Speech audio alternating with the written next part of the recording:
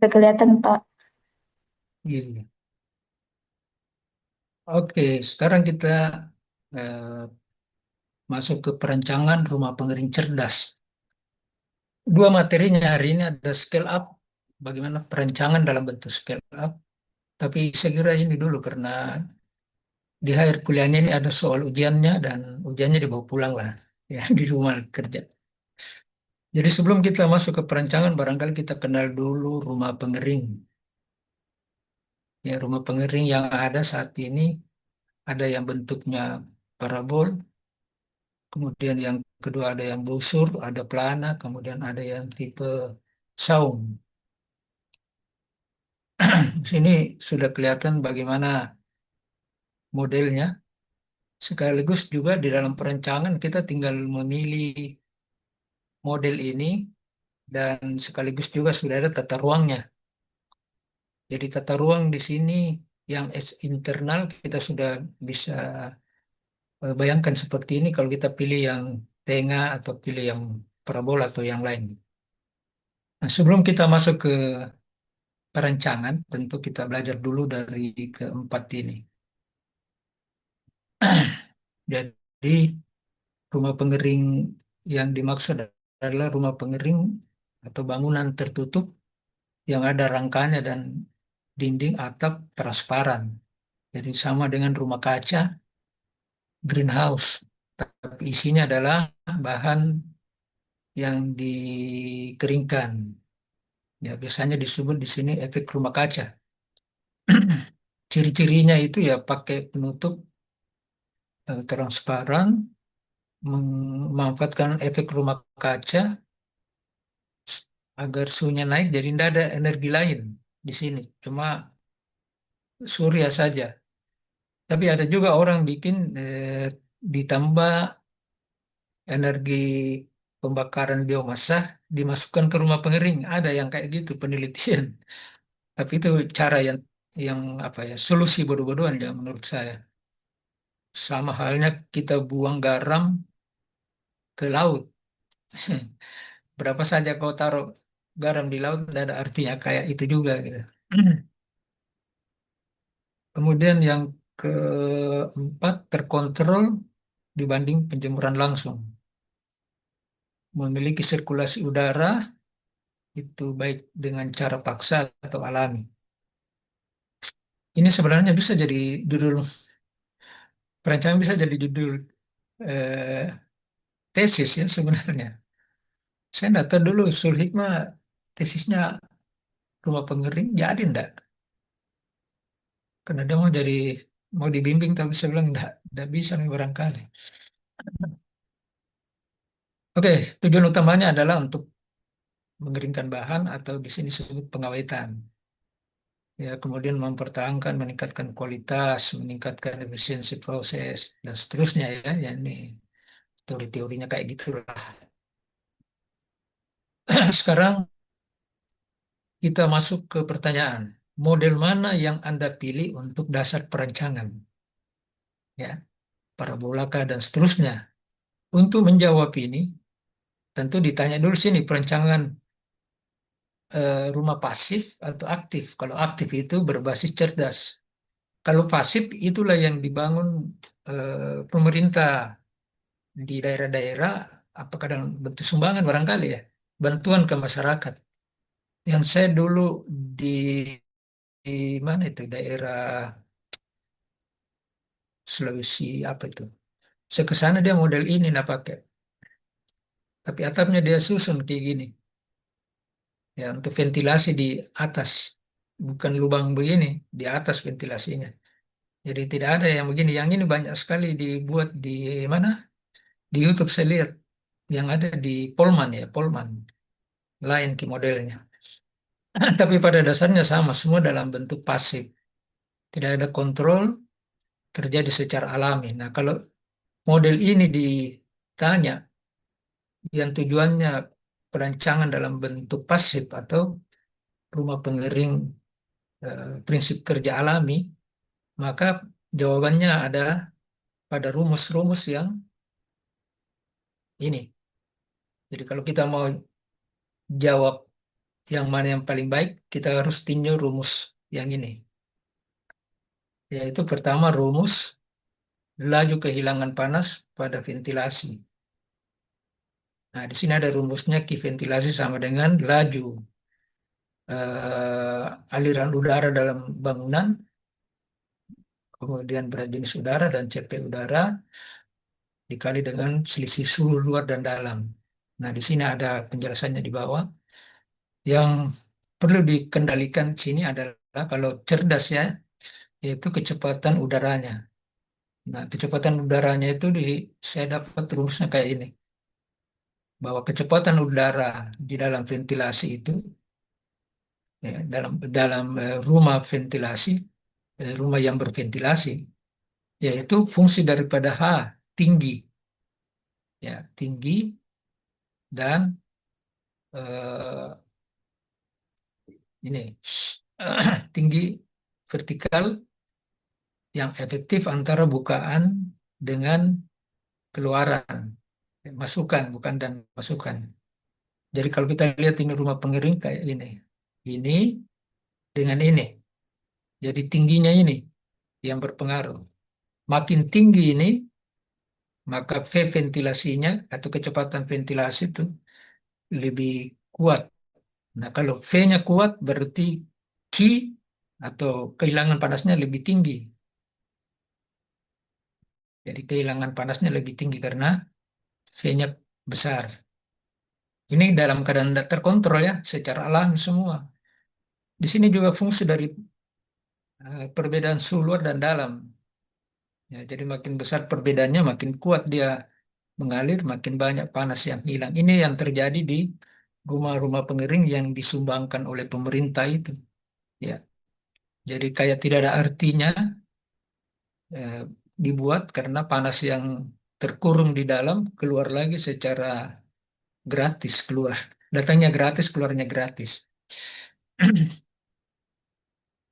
Jadi inilah yang diperhitungkan di dalam eh, perencanaan atau perhitungkan dalam memilih. Ya, nanti di sini bisa kita pakai skor.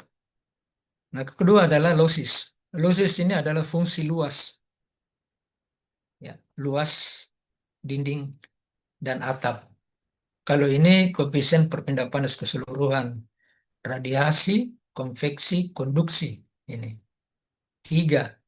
Apa yang paling besar di situ? Apakah konveksi, konduksi, dan radiasi? Jadi bisa kita hitung sendiri-sendiri baru kita jumlah atau total. Tapi kita tidak usah di sini, tidak ada tujuan untuk menghitung tapi kita cuma lihat parameter apa yang mempengaruhi kilosis, yaitu luas. Makanya saya merahi di sini yang luas, di mana luas dinding tambah atap yang dimaksud adalah luas bagian yang pasif gitu, yang tidak menerima panas. Jadi kalau kita nanti kalau gambar berikutnya baru saya jelaskan yang mana bagian rumah pengering yang tidak menerima panas. Nah, itulah yang sebenarnya kita perkecil atau diberi isolasi. Jadi dia kecil. Nah, yang dimerahi saja ya. Kemudian panas yang digunakan ini ya untuk menguapkan air kita bisa hitung pakai ini. Ya, jadi ini adalah kalkulatan penguapan air pada bahan. Nah, rumus ini sederhana, tapi sering orang salah pakai rumus. Yang dia pakai H, air terikat bebas gitu.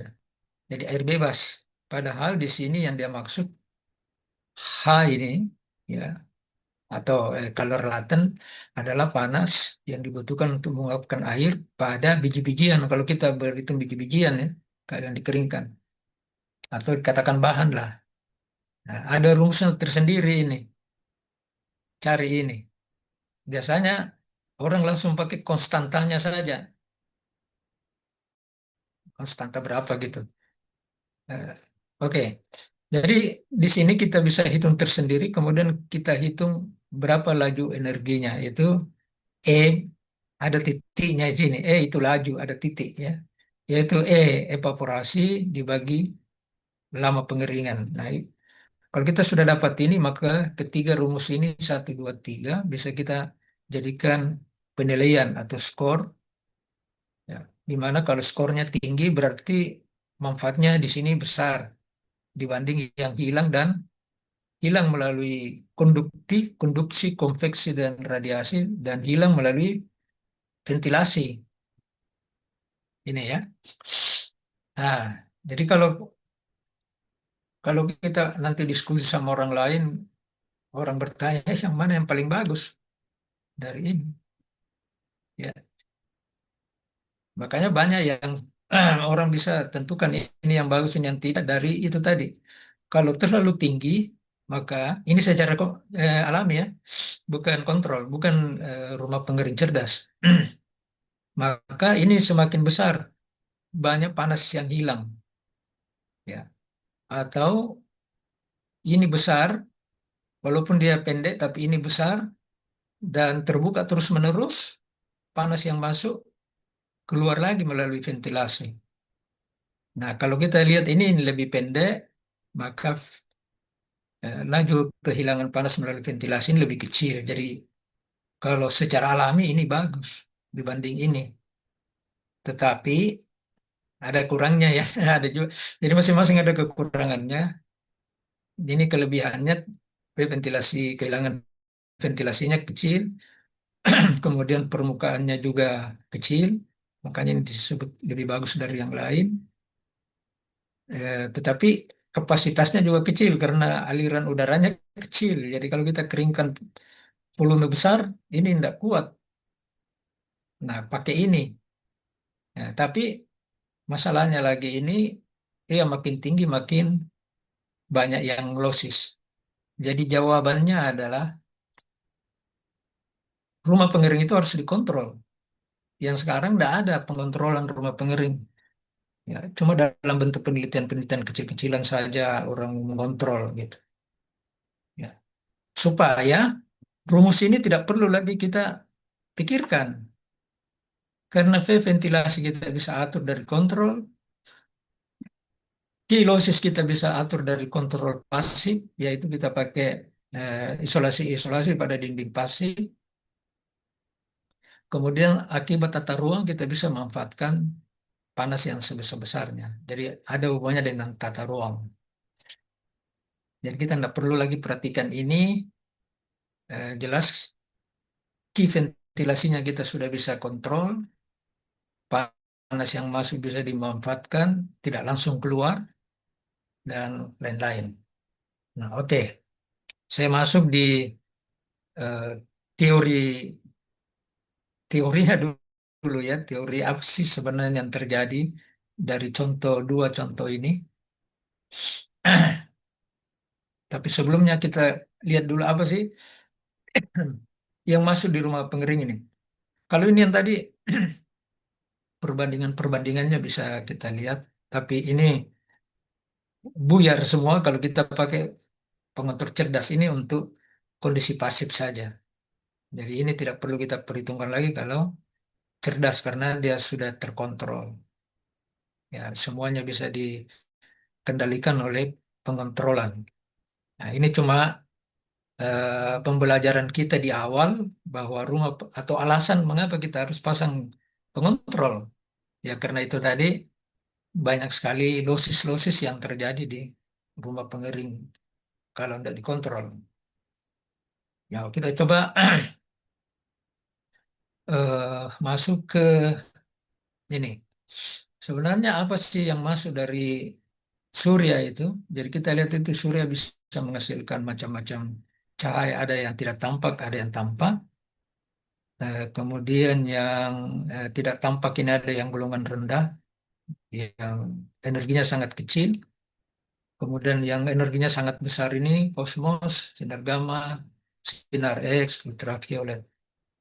Nah, UV saja ini yang masuk di dunia yang tapi jumlahnya kecil. Semua diserap oleh atmosfer. Ya, masalahnya kalau atmosfer bolong, sinar-sinar ini masuk kita mati semua gitu. Oke, cuma ini gambarannya saja bahwa energi yang masuk dari surya itu macam-macam tergantung panjang gelombangnya, dan panjang gelombangnya di sini bisa mempengaruhi energi foton.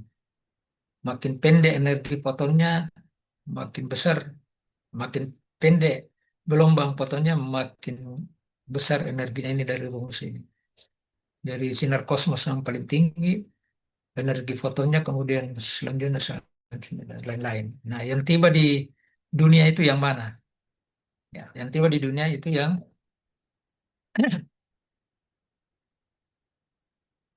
tiba di dunia itu yang ini. Ini yang keluar ya. Sinar gamma, sinar X, ya. Kemudian ultraviolet ada 3 lapis ini, ya, 3 lapis. 3 macam: ultraviolet A, ultraviolet B, ultraviolet C. Kemudian ada infrared, far atau FIR di sini jauh, infrared jauh, infrared dekat, kemudian cahaya tampak atau visible. Setelah melewati awan, yang tembus cuma ultraviolet A dan B. Jumlahnya juga sedikit sekali, 3%, karena ini berbahaya. Ya, syukur-syukur ini kita dilindungi ya, pencipta. Kemudian infrared near ini yang bermanfaat 37%, infrared far ini yang jauh 11%, cahaya tampak 40%. Ini yang masuk.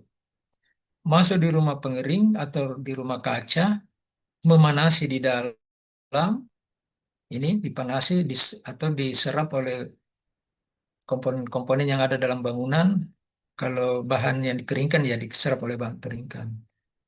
Setelah diserap, eh, panasnya itu dalam bentuk gelombang panjang gitu. Dia tidak bisa keluar lagi, dia tidak lihat jalan gitu. Waktu dia datang gelombang pendek, setelah diserap energinya, dia tidak mampu lagi keluar. Makanya rumah pengering itu lebih lebih panas daripada udara luar karena terkurung panasnya. Ini yang biru dia tidak bisa keluar lagi karena dia tidak tahu jalan keluar karena panjang gelombangnya menjadi panjang setelah diserap energinya gitu. Jadi dia makin panas, makin panas, makin panas. Nah, sayangnya kalau sudah diserap dengan baik oleh atap, ya, ada lubang yang digunakan untuk mengeluarkan uap, tapi tidak diatur. Oleh karena itu, rumah pengering itu jadi tidak efektif. Karena udara yang sudah terkurung, sudah panas, keluar lagi di atas. Karena sifat udara panas itu ringan, makanya dia keluar. Nah, karena ada lubang keluar dan ada lubang masuk. Oke, sekarang kita coba lihat prinsip ini. Ya, ini juga sebagai tugas. Tugas berapa ini kah? Ya, nanti diubah kalau belum, bukan 3 ya. Seingat saya 3.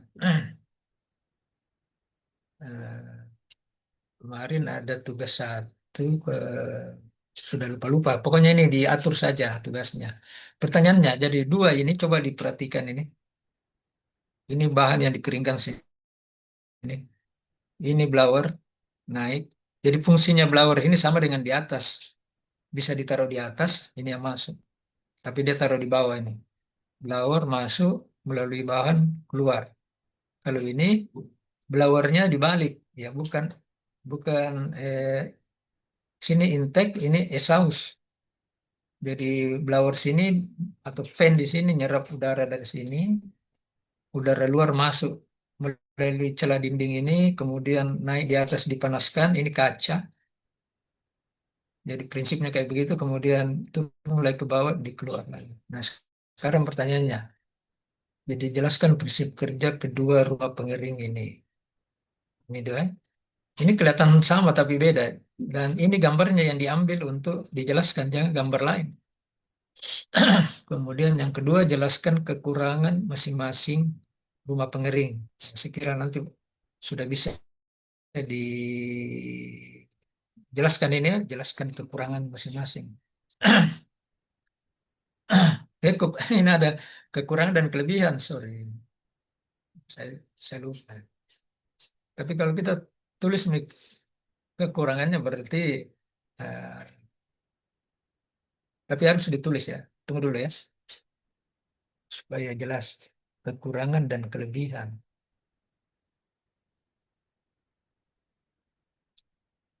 Saya mau jelaskan itu, tapi bocor nanti jawaban. Tapi bisa sih di, anu, ya. Ini tugasnya bukan ujian, tugas. Jika saya saya save dulu.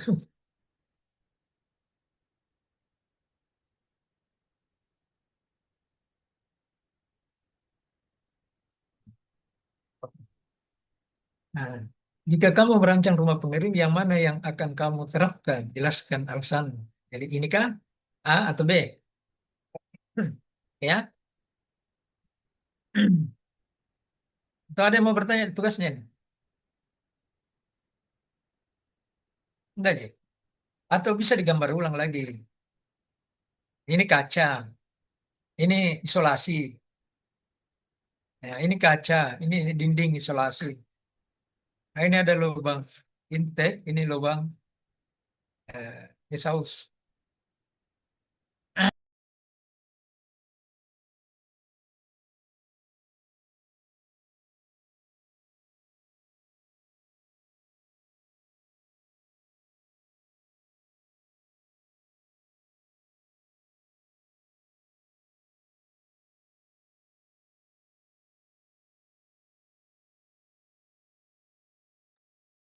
Nah, dia terlihat batu bata. Oke, ada yang mau ditanya di sini? Nah, terus saya lihat dulu pesertanya lengkap juga. Berapa orang? Muhammad Yusuf, Sofini Hidayat, Ati. Ini mana satu? Berapa orang? Lima tuh. Bermasalah jaringannya. Nerusin Satu, tiap. dua, tiga. Udah di sini, enggak dengar. Berarti satu kurang ya, satu kurang. Siapa lagi itu? Oh, ada Nurul. Ada yang mau ditanya? Karena ini masalah eh, tugas. Harusnya kan jelas. Yang ditanya apa yang tidak jelas. Jelas gitu? Terkait tingginya Oke. tidak di anu Jadi sih, Pak. ya, Kita katakan pada kalau itu salah bilang satu. itu saya pakai headset dulu karena anu tuh. Hujan di sini. Iya. Tunggu dulu, tunggu dulu.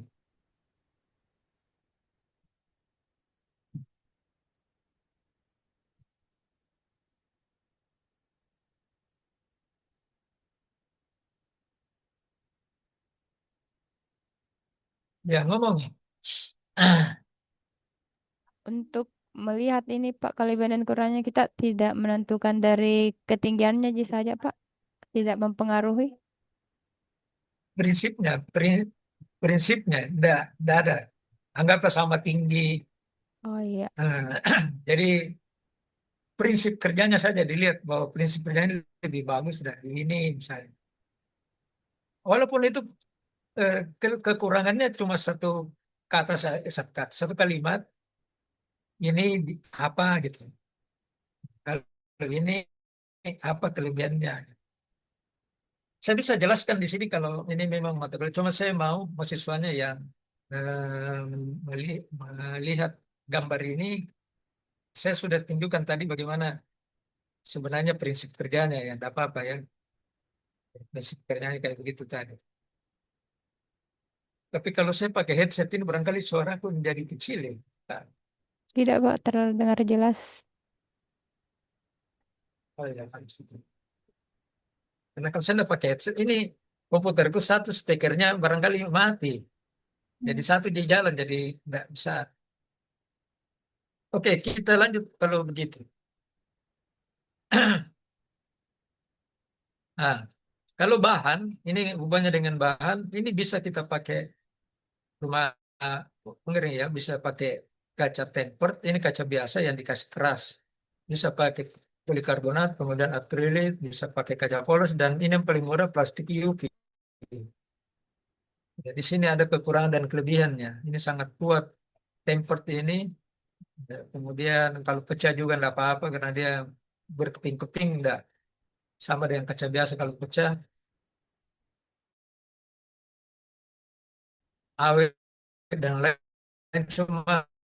Masalahnya bisa dicari kalau serius ke perancangan. Tapi biasanya di perancangan pakai yang murah ini, plastik UV, bisa dua 2 sampai 3 musim ya baru rusak. Apalagi kalau yang tebal kan, UV ini banyak sekali variannya gitu, tergantung ketebalan. Ya ini cuma pendahuluan saja hubungannya dengan rumah pengering. Kita belum masuk perencanaan ya. Nah, sekarang kita masuk kesetimbangan panas pada rumah pengering. Di sini rumusnya surya. Jadi surya ini ki udara, eh, artinya panas digunakan untuk memanaskan udara, panas yang digunakan untuk memanaskan bahan, kemudian panas untuk menguapkan, kemudian panas yang hilang. Jadi rumus-rumus ini kayaknya sudah lengkap gitu ya. Jadi ada panas yang masuk yang untuk menaikkan suhu udara, ada panas yang masuk untuk menaikkan suhu bahan, ada panas masuk untuk menguapkan air, kemudian ada panas masuk yang dosis. Keluar lagi. Nah, kalau kita mau efisiensinya tinggi, dosisnya ini diperkecil, ini yang penguapan diperbesar. Bagaimana caranya? Itu dengan kontrol. Nah, pemanasan udara dengan pemanasan bahan ini sensibel, bahan sensibel. Jadi ini boleh dibilang panas yang untuk melakukan penguapan panas ini dulu. Tapi kalau kita lihat jumlahnya total panas menaikkan suhu ini itu kecil penguapan. Sehingga dalam perhitungan disederhanakan kita abaikan yang ini. Karena ki udara dia keluar dalam bersama-sama dengan uap air dan ki bahan itu kecil sekali. Ya, nanti kalau ada contoh perhitungan kelihatan kecil. Jadi kadang saya enggak hitung lagi ki bahan. Kalau ki udara dianggap kilosis karena dia ikut sama uap air. Ikut sama-sama melalui ventilasi. Jadi asal perhitungan kita ke penguapan. Tapi ada satu lagi persamaan yang ke tidak mau jalan. Jadi hubungannya dengan medianya, media penerimanya, ya. Ada, tapi pada prinsipnya sama gitu. Jadi yang tidak mau jalan satunya ini, saya pusing juga kalau dia begini. Saya tutup dulu videonya, maupun video ini yang saya tutup dulu video. Karena saya tidak dapat ini solusinya kalau kayak begini. Apa penyebab tidak mau jalan? Tidak mau, masih tidak mau. Nah, yang kedua, saya harus stop share barangkali. Nggak mau. Nah, bisa juga berdasarkan jenis energinya. Jadi di sini energi surya, energi sensibel, energi laten, energi loss. Nah, energi sensibel ini yang menaikkan suhu bahan. Yang laten ini untuk penguapan. Ya, ini istilah saja. Jadi mau pakai ini juga boleh. Sekarang kita masuk ke efisiensi. Atau ini penjelasannya energi yang disimpan, yang sensibel menyebabkan kenaikan suhu. Energi yang digunakan laten. Kayak gitu ya. Nah, sekarang kita masuk di efisiensi rumah pengering. Efisiensi rumah pengering. Jadi sebenarnya kalau penelitian ini harus ada juga efisiensi rumah pengering, ada efisiensi pengeringan. Sama dengan mesin yang lain kalau kita hitung. Nah, efisiensi rumah pengering ini berapa banyak energi yang masuk digunakan untuk penguapan, namanya energi koneksiku tidak stabil. Aduh, mudah-mudahan tidak putus gitu. Kalau putus, nah nanti kita pusing juga.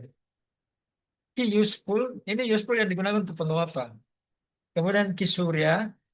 Nah, ki useful ini yang rumus yang tadi, massa air yang diuapkan kali panas laten yang kemudian Ki Surya itu tergantung dari intensitasnya, luas penerimanya, ya, dan waktunya berapa lama. Nah, ini kalau kita sederhanakan ini kita bisa dapat nanti A.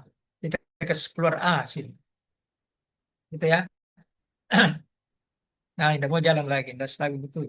Nah, sebelum dia jalan, saya kasih tahu bahwa luas ini sebenarnya rumus ini dipakai di kolektor. Tapi kita bisa gunakan di rumah pengering dengan asumsi luas kolektor sama dengan luas rumah, luas panjang kali lebarnya rumah. Kenapa bisa kita asumsikan begitu? Karena kalau pagi hari kan, atau belum jam 12, luasnya rumah pengering itu adalah sisi bangunannya. Tapi itu kecil karena dia kan masih pagi.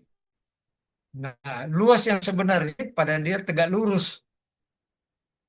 Nah, begitu lagi dia lewat, luasnya bergeser lagi ke samping. Jadi luas yang ada di rumah pengering itu ada luas dinding samping, luas panjang kali lebarnya bangunan, atau luas atap, dan luas dinding kiri dan kanan, ya, kiri dan kanan gitu ya. Nah, karena kiri dan kanan itu lebih kecil, ya, karena dia kan energinya masih kecil kan, maka kita asumsikan bahwa luas ini adalah panjang kali lebarnya bangunan. Tapi kalau kita bisa hitung luas keseluruhan, ya boleh saja luas itu berbeda-beda ya. Tapi jelas bahwa kalau luas ini jadi besar, ini jadi kecil. Kalau ini jadi ini tetap, ini jadi besar, tergantung tadi energi yang masuk itu ada hubungannya dengan sudut datang. Kalau sudut datangnya besar, maka dia juga akan besar energi suryanya.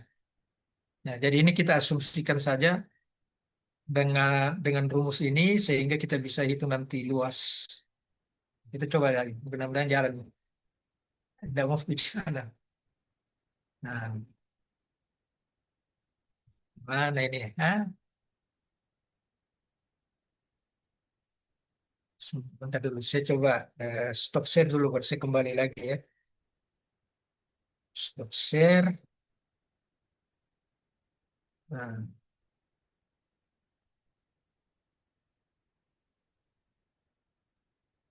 saya share lagi. Aduh, aduh, aduh, aduh. Tidak usah slideshow. Kelihatan gitu? Ini saya punya.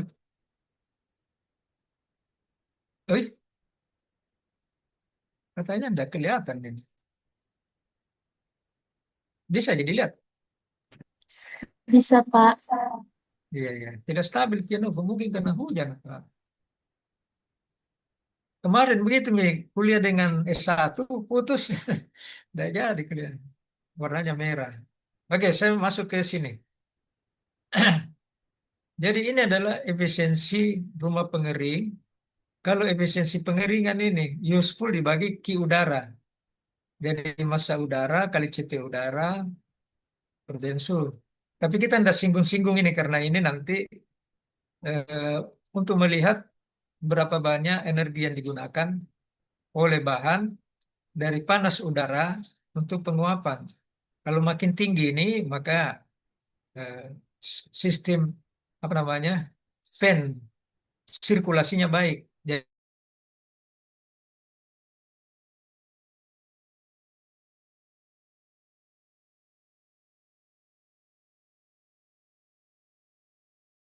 Jadinya tinggi. Bisa dibedakan ya, efisiensi rumah pengering ada hubungannya dengan fan sirkulasi. Fan exhaust. Kalau yang ini berhubungan dengan fan sirkulasi di dalam. Makanya dalam rumah pengering itu wajib ada fan sirkulasi dan fan exhaust. Tapi yang ada sekarang ini tidak ada itu, yang keduanya itu. Ya, itu yang kasih sumbangan itu tanggung gitu. Mungkin proposalnya ada, tapi dia tidak bikinkan, tidak tahu lah. Jadi dua kemungkinan kita tidak susun bahwa dia tidak tahu. Mungkin dia tahu tapi dia tidak mau pasang karena biayanya pakai listrik lagi tuh. Jadi kemungkinan dia tahu tapi dia tidak bikin. Ya sudah ya. Kita sekarang fokus ke yang ini saja karena ada hubungannya dengan luas. Berarti kita masuk di sini. Nah, dari rumus efisiensi tadi kita bisa tarik A-nya keluar, ya, efisiensinya ke dalam. Nah, sekarang kita butuh data berapa sebenarnya efisiensi rumah pengering. Nah, beberapa data menunjukkan 10 sampai 25. Jadi ini datanya 10 sampai 25. Itu bisa dicari di internet. Tetapi setiap namanya merancang kita tidak boleh menggunakan nilai yang tertingginya supaya rancangan kita ada di titik paling bawah. Artinya semua kemungkinan jelek kita sudah eh, perhitungkan. Ya, jadi kita yang jelek itu maksudnya eh, tidak terlalu panas matahari ya, atau cuaca tidak menentu dan lain-lain. Jadi kita ambil 10. Jadi ini sebenarnya 10 sampai 25. Ya, tapi saya ambil saja 10. Nah, kemudian lama pengeringan ini, lama menerima panas itu sama dengan lama pengeringan. Kalau di Indonesia ini itu sekitar 5 jam. Ya, itu pertengahan musim kemarau. Tapi kalau di awal musim kemarau dan di akhir musim kemarau itu berbeda lagi, tidak sampai 5 jam. Ya, tapi itu susah sekali kita tidak tahu berapa karena cuacanya yang tidak nentu gitu. Tiba-tiba hujan, tiba-tiba panas. Kemudian intensitas cahaya di sini 600 sampai 1000. Malah 1200 yang pernah saya ukur, 600 ini eh, di jam 10-an, jam 10 ya. Nah, di dalam perancangan juga tidak boleh kita pakai yang 1000, kita harus pakai yang paling jelek gitu, 600. Nah, jadi kalau terjadi 1000 ya alhamdulillah, tapi kalau tidak ya tetap masuk di perhitungan kita. Jadi kita selalu pakai batas terbawah dalam perancangan supaya hasil perancangan kita yang terbesar, ukuran yang terbesar atau dimensi yang terbesar pada kondisi yang jelek. Nah, jangan ambil yang tinggi. Kalau yang tinggi berarti ukuran ruangannya jadi kecil. Nah, kalau bagaimana kalau kondisinya jelek? Berarti tambah jelek gitu. Jadi begitu teknik perancangan, data-data itu range bisa ambil tengah atau yang terkecil. Nah, key useful ini bisa pakai Excel itunya yang pernah saya kasih. Tapi barangkali perlu ditambahi sedikit karena yang saya kasih itu eh, laju energi. Sedangkan di sini dia mau energi. Kalau laju energi itu kan persatuan waktu yang ada di Excel. Nah, sekarang di sini dia pakai watt. Apa sorry, Joule. Kalau di Excel itu pakai watt. Jadi diubah saja, dihilangkan waktunya. Nah, oke. Sekarang sudah oke ini kan data-data. Kita sekarang sudah bisa merancang dengan data-data tambah data-data dengan rumus ini. Sekarang kita lihat dulu efisiensi termal dari data sumbernya 8 sampai 15%, dan tipe pengering kabinet yang sederhana. Efisiensi termal maksudnya efisiensi pengeringan, efisiensi termal itu efisiensi keseluruhan atau efisiensi rumah pengering. Nah, di sini ada 1525, ada yang mix ini campuran. Ini terlalu tinggi karena dia mix. Kemudian direction matahari 5 sampai 10. Jadi kita ambil di sini tadi yang kabinet dryer yang sederhana. Ya, kita ambil 10. Ada yang 25 yang tipe tunnel, tapi jangan pakai yang terlalu tinggi. Ya kayak gitulah.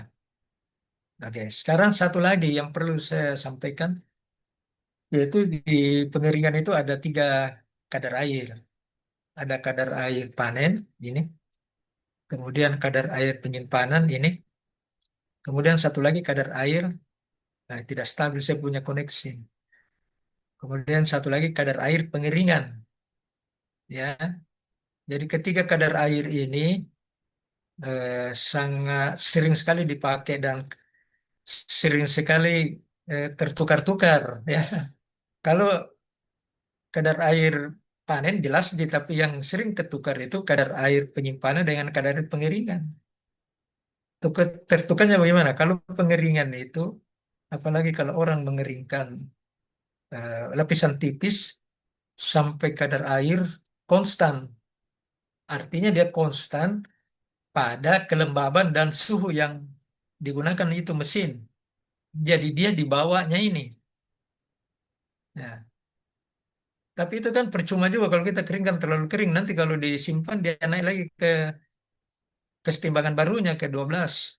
Jadi ini adalah kesetimbangan, ya, kesetimbangan kondisi penyimpanan. Nah, ini biasanya susah kita dapat. Makanya saya tampilkan di sini supaya contoh-contoh perhitungan nanti atau soal ujian bisa pakai data ini. Oke, sekarang kita masuk rancang bangun rumah pengering cerdas. Kita sudah masuk di materi. Nah, datanya kayak gini. Rancanglah rumah pengering cerdas. Tahapannya tentukan bahan dan kapasitas. Jadi bahannya itu kopi, kapasitasnya 10 kilo. Kita ambil contoh saja yang kecil-kecil. Nah, data yang diperlukan itu adalah kadar air berapa ke berapa. Ya. Kemudian tebal tumpukannya 1 senti. Tinggi operatornya 170 karena dia harus berbasis ergo. Panjang hari efektifnya 5 jam. Anggaplah ini musim kemarau pertengahan ya. Kemudian intensitas suryanya 600 sampai 1000. Kemudian ikuti langkah-langkah berikut. Cuma sebelum langkah berikut, saya mau kembali dulu ke atas. Nah, contoh ujian yang dibawa pulang itu saya milih kakao. Ini ya, soalnya. Yang sambil contoh kopi, yang dihitung nanti kakao. Nah, kakao ini kadar air panennya waktu difermentasi dia sekitar 55%. Nah, tetapi di dalam prakteknya 55% ini tidak boleh masuk di rumah pengering. Ini khusus kakao saja, bukan biji yang lain. Jadi informasi yang saya dapat dari Pusat Penelitian Kopi dan Kakao di Jember, saya pernah ke sana.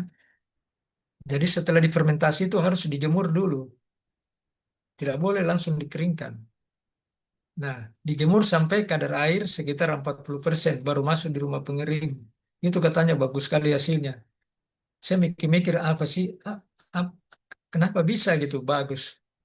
Nah, ternyata itu kemungkinan besar. Ini saya tidak tahu jawabannya dari mana. Saya cuma eh, pakai logika saja bahwa fermentasi yang terjadi di kotak fermentasi itu kalau langsung dikeringkan tidak baik. Jadi dia butuh secara alami dulu diangin-anginkan. Jadi terjadi fermentasi lanjutan. Ya, tapi ada orang bilang harus dicuci, tapi eksportir tidak mau dicuci.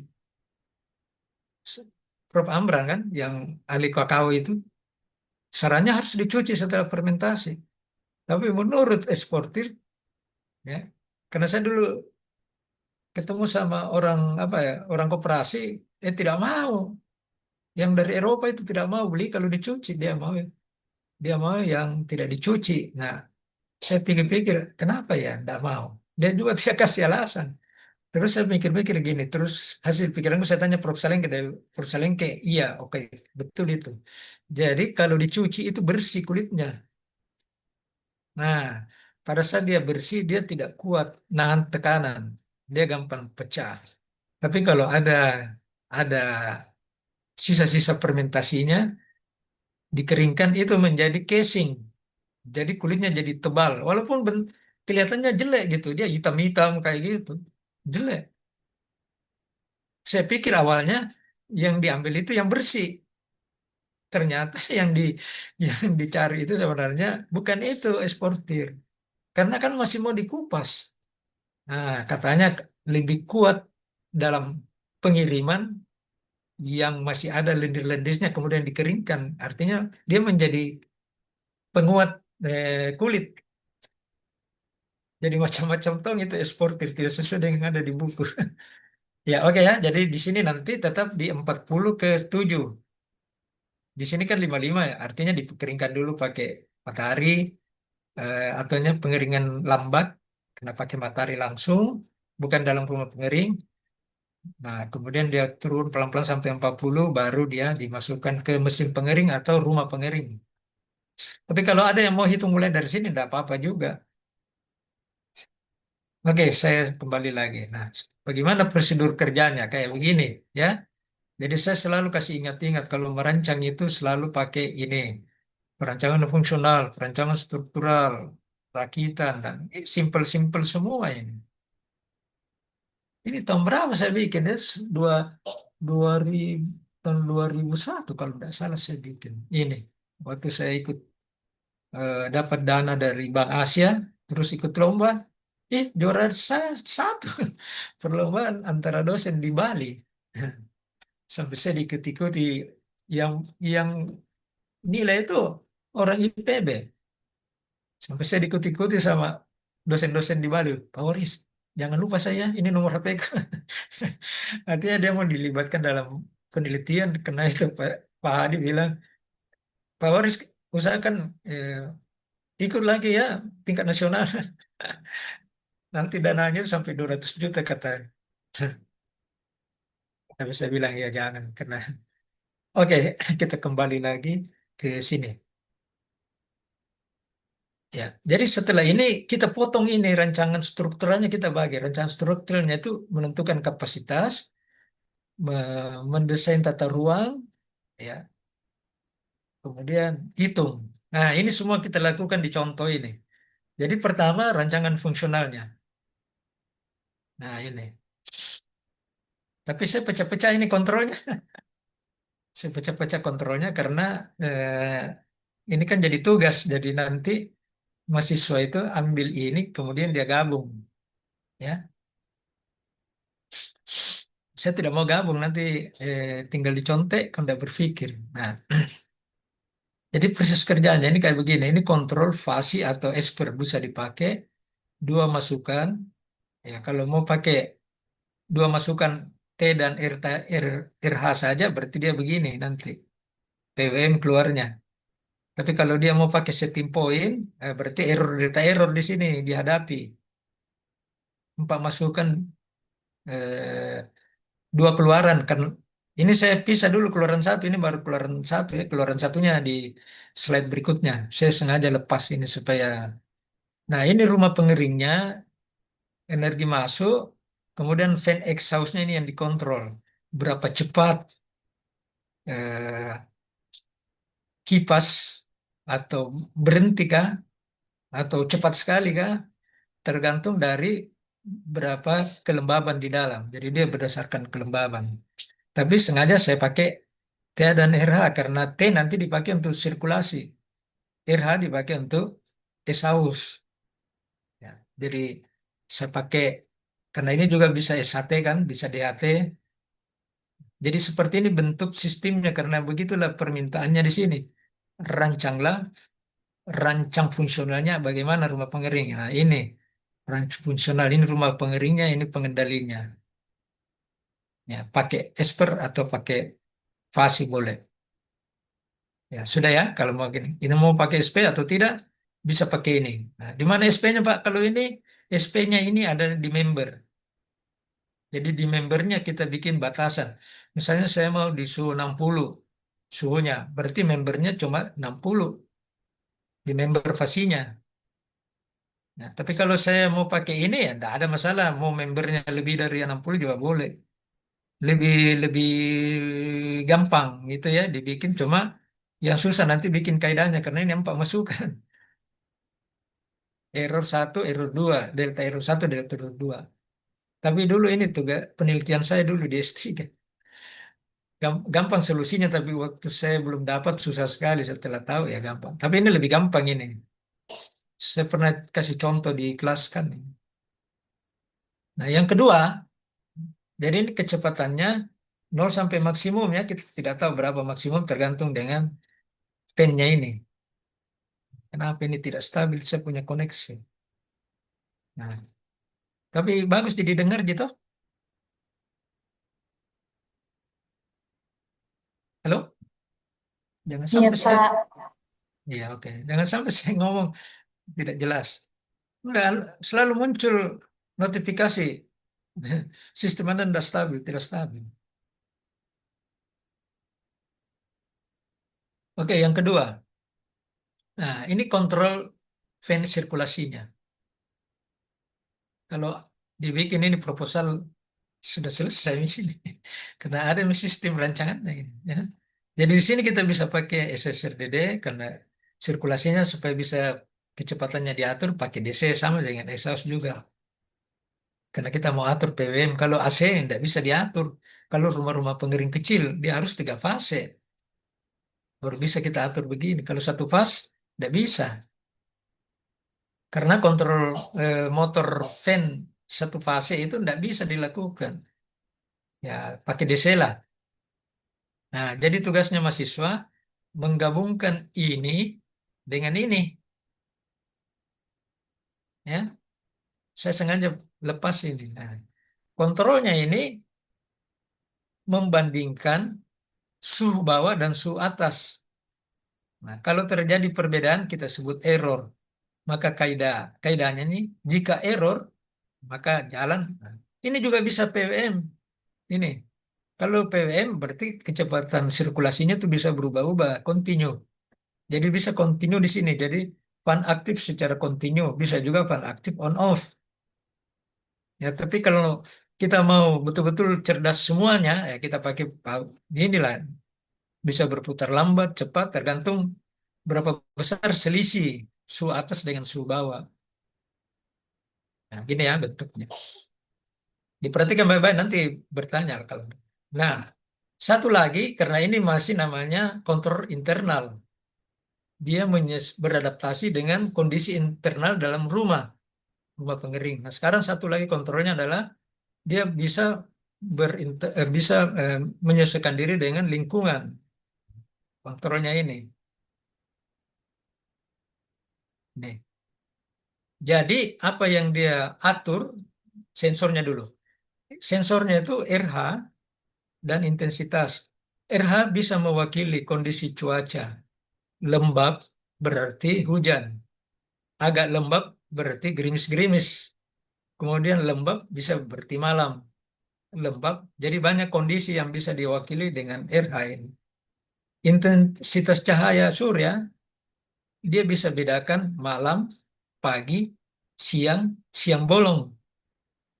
Nah, kombinasi keduanya ini bagus sekali jadi parameter untuk sistem beradaptasi lingkungan namanya. Jadi ini rancangan kontrol eksternalnya, 2 masukan, 2 keluaran. Nah, sekarang dari 2 masukan, 2 keluaran ini, dia bisa kita atur fan jalan tidak. Nah, jadi fan ini tergantung RH luar. Kalau RH luar itu tinggi dibanding dalam,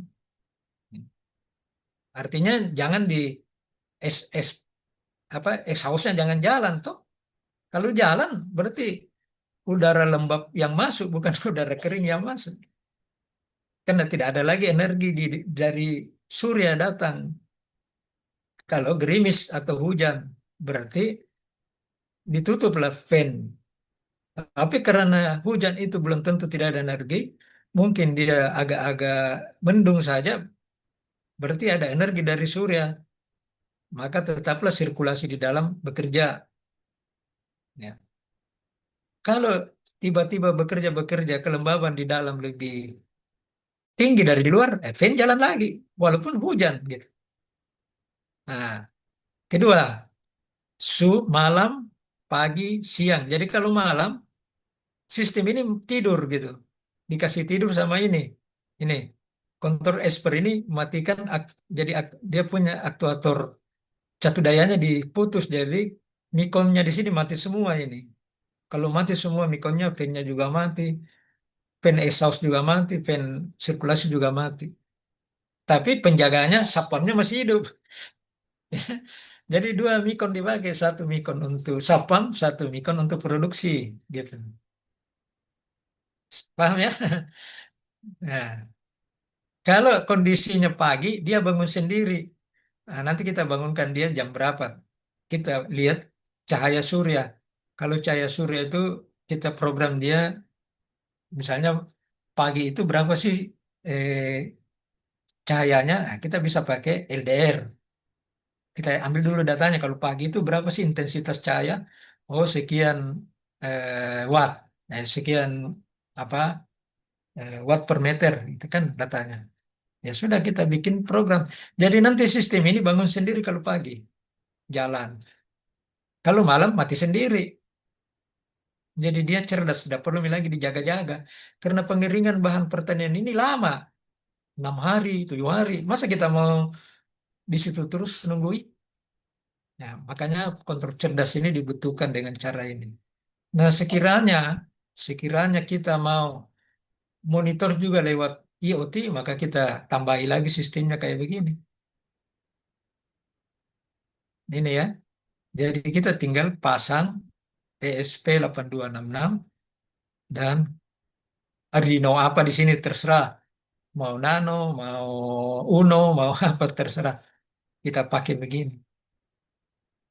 Nah, jadi kita bisa monitor juga kalau kita ada di tempat jauh. Ya, tapi ini bukan harus ya, ini pilihan saja. Yang wajib, yang ini. Nah, sudah tercapai lah. Tinggal programnya saja, tapi saya tidak mau bebani program, karena ini bukan mata kuliah kontrol. Programnya ini simpel sekali. Nah, kalau mau diajarkan, boleh. Jadi kalau mau diajarkan kontrol espernya di sini, kita pakai matriks. Matriks kontrol namanya. Jadi kita bikin matriks kontrol. Ya. Kemudian dari matriks kontrol itulah yang kita pakai untuk mengatur keduanya ini. Ya. Jadi matriks kontrol itu kalau kita biasa pakai MATLAB, bikin fuzzy logic di MATLAB, matriks kontrol itu gampang sekali dibikin. Ya. Jadi belajar expert kalau saya ya belajar expert itu nanti saya tahu setelah saya tahu fuzzy logic. Bukan expert dulu baru fuzzy logic dulu baru expert. Nah, kemudian saya bikin aturan. Saya pernah tanya di GPT, coba periksa saya punya aturan ini, punyanya itu mesinnya Prodi, saya bikinkan kan? Nah, itu kan bisa powernya diatur dengan kecepatan yang diturunkan, powernya turun sendiri. Saya tanya, apakah aturanku ini sudah betul? Kalau saya dengan GPT itu saya tidak mau minta dibikinkan, tapi saya minta klarifikasi. Kadang saya bertengkar juga sama dia. Minta, dia bilang, wah, kamu bikin ini program expert, tetapi like fuzzy. Dia bilang like fuzzy. Apa artinya like fuzzy? Dia bilang rasa fuzzy, dia bilang. Jadi saya ketahui, saya bilang, di mananya kamu bilang rasa fuzzy? Di bagian mananya terus kamu tahu rasa fuzzy? Dia bilang, aturanmu itu sangat teratur gitu. Tidak ada celahnya, tidak ada lubangnya, ibarat jala-jala itu semua terjaring gitu. Tidak ada.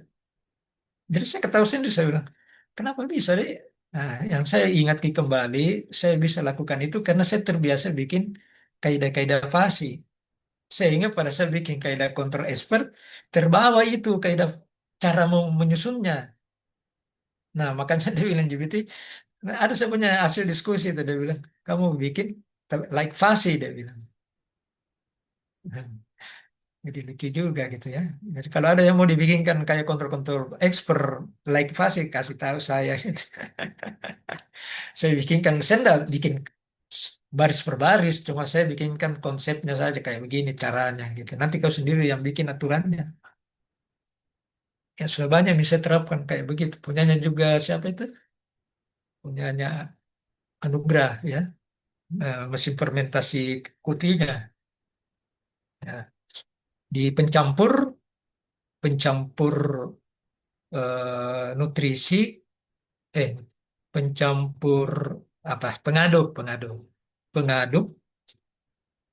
Kalau suhu di atas dan di bawah berbeda, dia mengaduk. Kemudian diaduk kalau pH-nya tinggi, mau dikasih turun, maka dia disuntik dengan pH luar. Nah, pada saat disuntik, dia harus diaduk. Oh, itu aturannya panjang sekali. Berapa itu? 20 barangkali. 20 kaidah. Nah, itu yang saya tanya. apakah sudah betul? Sampai dia bilang, kok kayak bikin kontrol ekspor tapi rasa kayak fasih dia. Ya oke, sekarang saya tidak usah kasih bebannya itu gabunglah ini karena ini tugasnya kan dibawa. Saya kasih lagi tugasnya supaya tugasnya ini. Nah, ini. Oh iya, ujian kerja di rumah.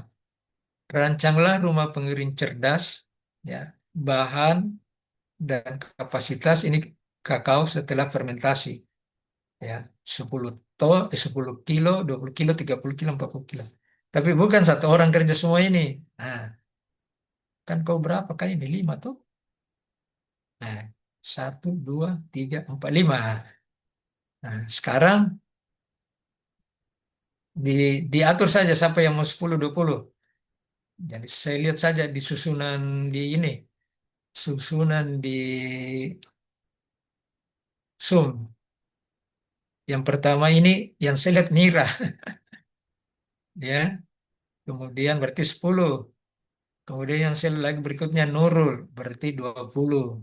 Baru Muhammad Yusuf, 30. Akid, berikutnya berapa? Nomor berapa Akid? 40 ya? 40, Pak. Eh, Ya. Dan urutan keempat. Siapa urutan kelima yang belum saya sebut? Nurul. Sudah, Mi? Saya Pak. Ya, ya, kamu yang kelima 50 kilo. Tidak ada artinya nih, tapi maksudnya kau kerja sendiri-sendiri. Karena dari sekian banyak mahasiswa biasanya kan dia malas dia. Mana Kak lihat kau dulu anu. Wah, itu saya lakukanlah sendiri ya. Jadi saya ubah-ubah ini beratnya supaya nanti perhitungannya beda-beda. Oke, kalau mau konsultasi dengan temannya enggak apa-apa, tapi jangan lebih pasti punya teman itu yang enggak baik. Karena yang rugi sebenarnya ya Anda sendiri karena tidak berproses. Nah, di sini ada kadar air mula-mula 40/7 ya. Itu yang saya bilang tadi sebenarnya dia 55, tapi yang dilakukan orang di pusat penelitian kakao itu nanti di 40 baru dia masuk.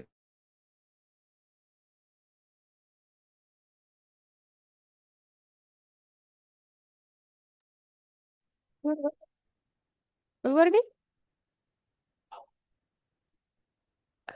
Habis ke jaringan. Ya Allah banyak tugas sampung Kak.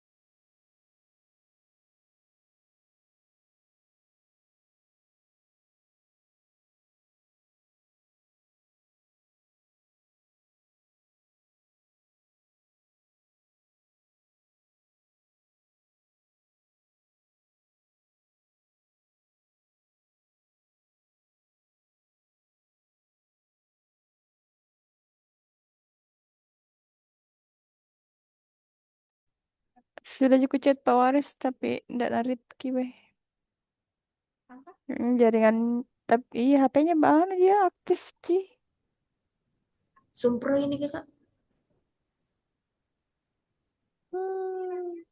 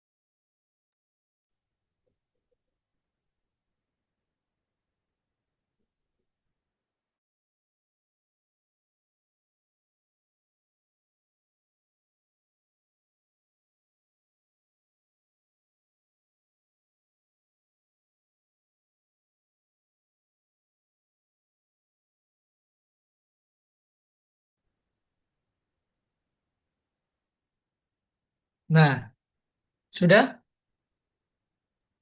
bisa nih dilihat ini. Bisa, Pak. Bisa, Pak. Halo, Bisa, Pak. ya oke.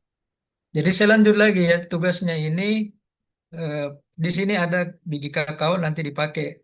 Di sini berat apa volume spesifiknya kakao untuk menghitung luas talamnya atau bakinya.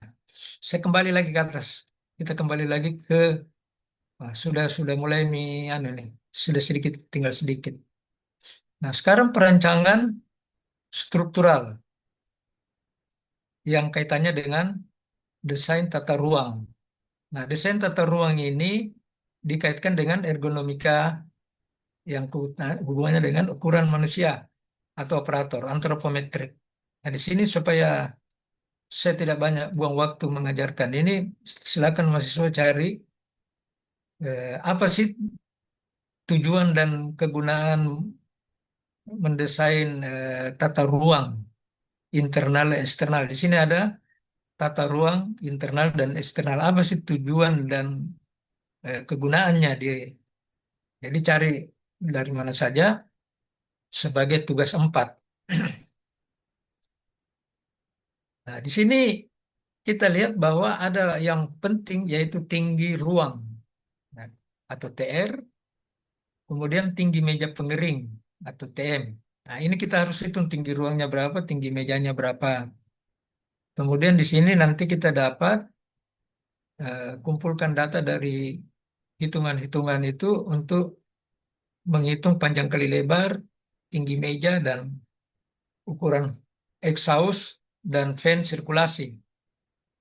Ya, jadi ini menghitung-menghitung semua, tapi tidak terlalu sulit hitungannya. Tapi ingat ini tugasnya tugas 4.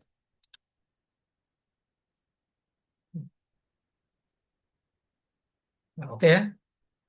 Jadi kita tidak sampai sini, karena ini gambar merakit ini untuk kerjaan pada saat mau dirakit.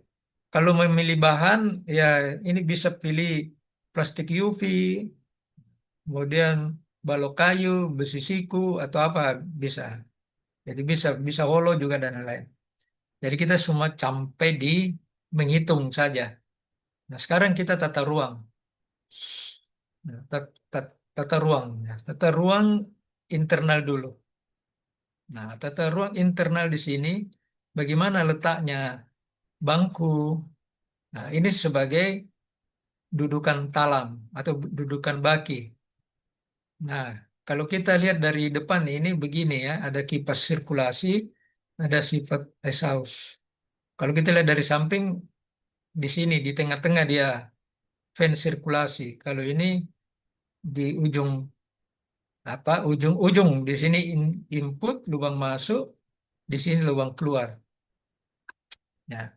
Jadi kalau kita lihat ini tata ruangnya, bahwa udara yang kalau terjadi perbedaan suhu atas dan suhu bawah, kenapa sih itu terjadi? Karena panas itu masuk di sini, udara ringan itu selalu naik. Udara panas itu ringan, dia naik.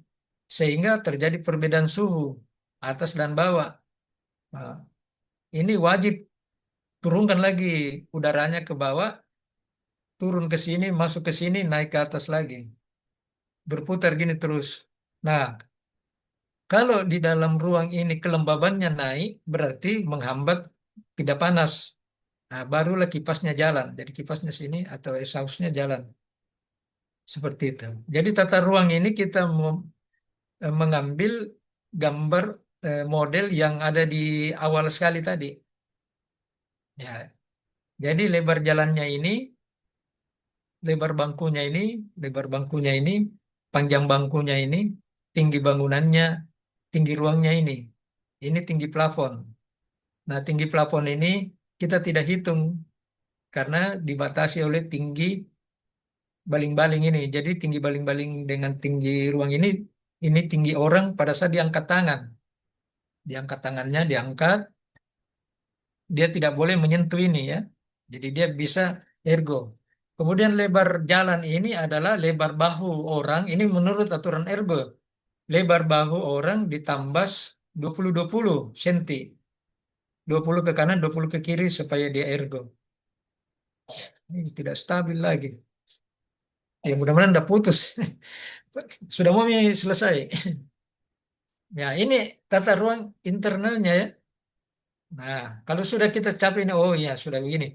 Tapi kalau ini panjang, kita bisa pasang dua ini, kipas sirkulasi.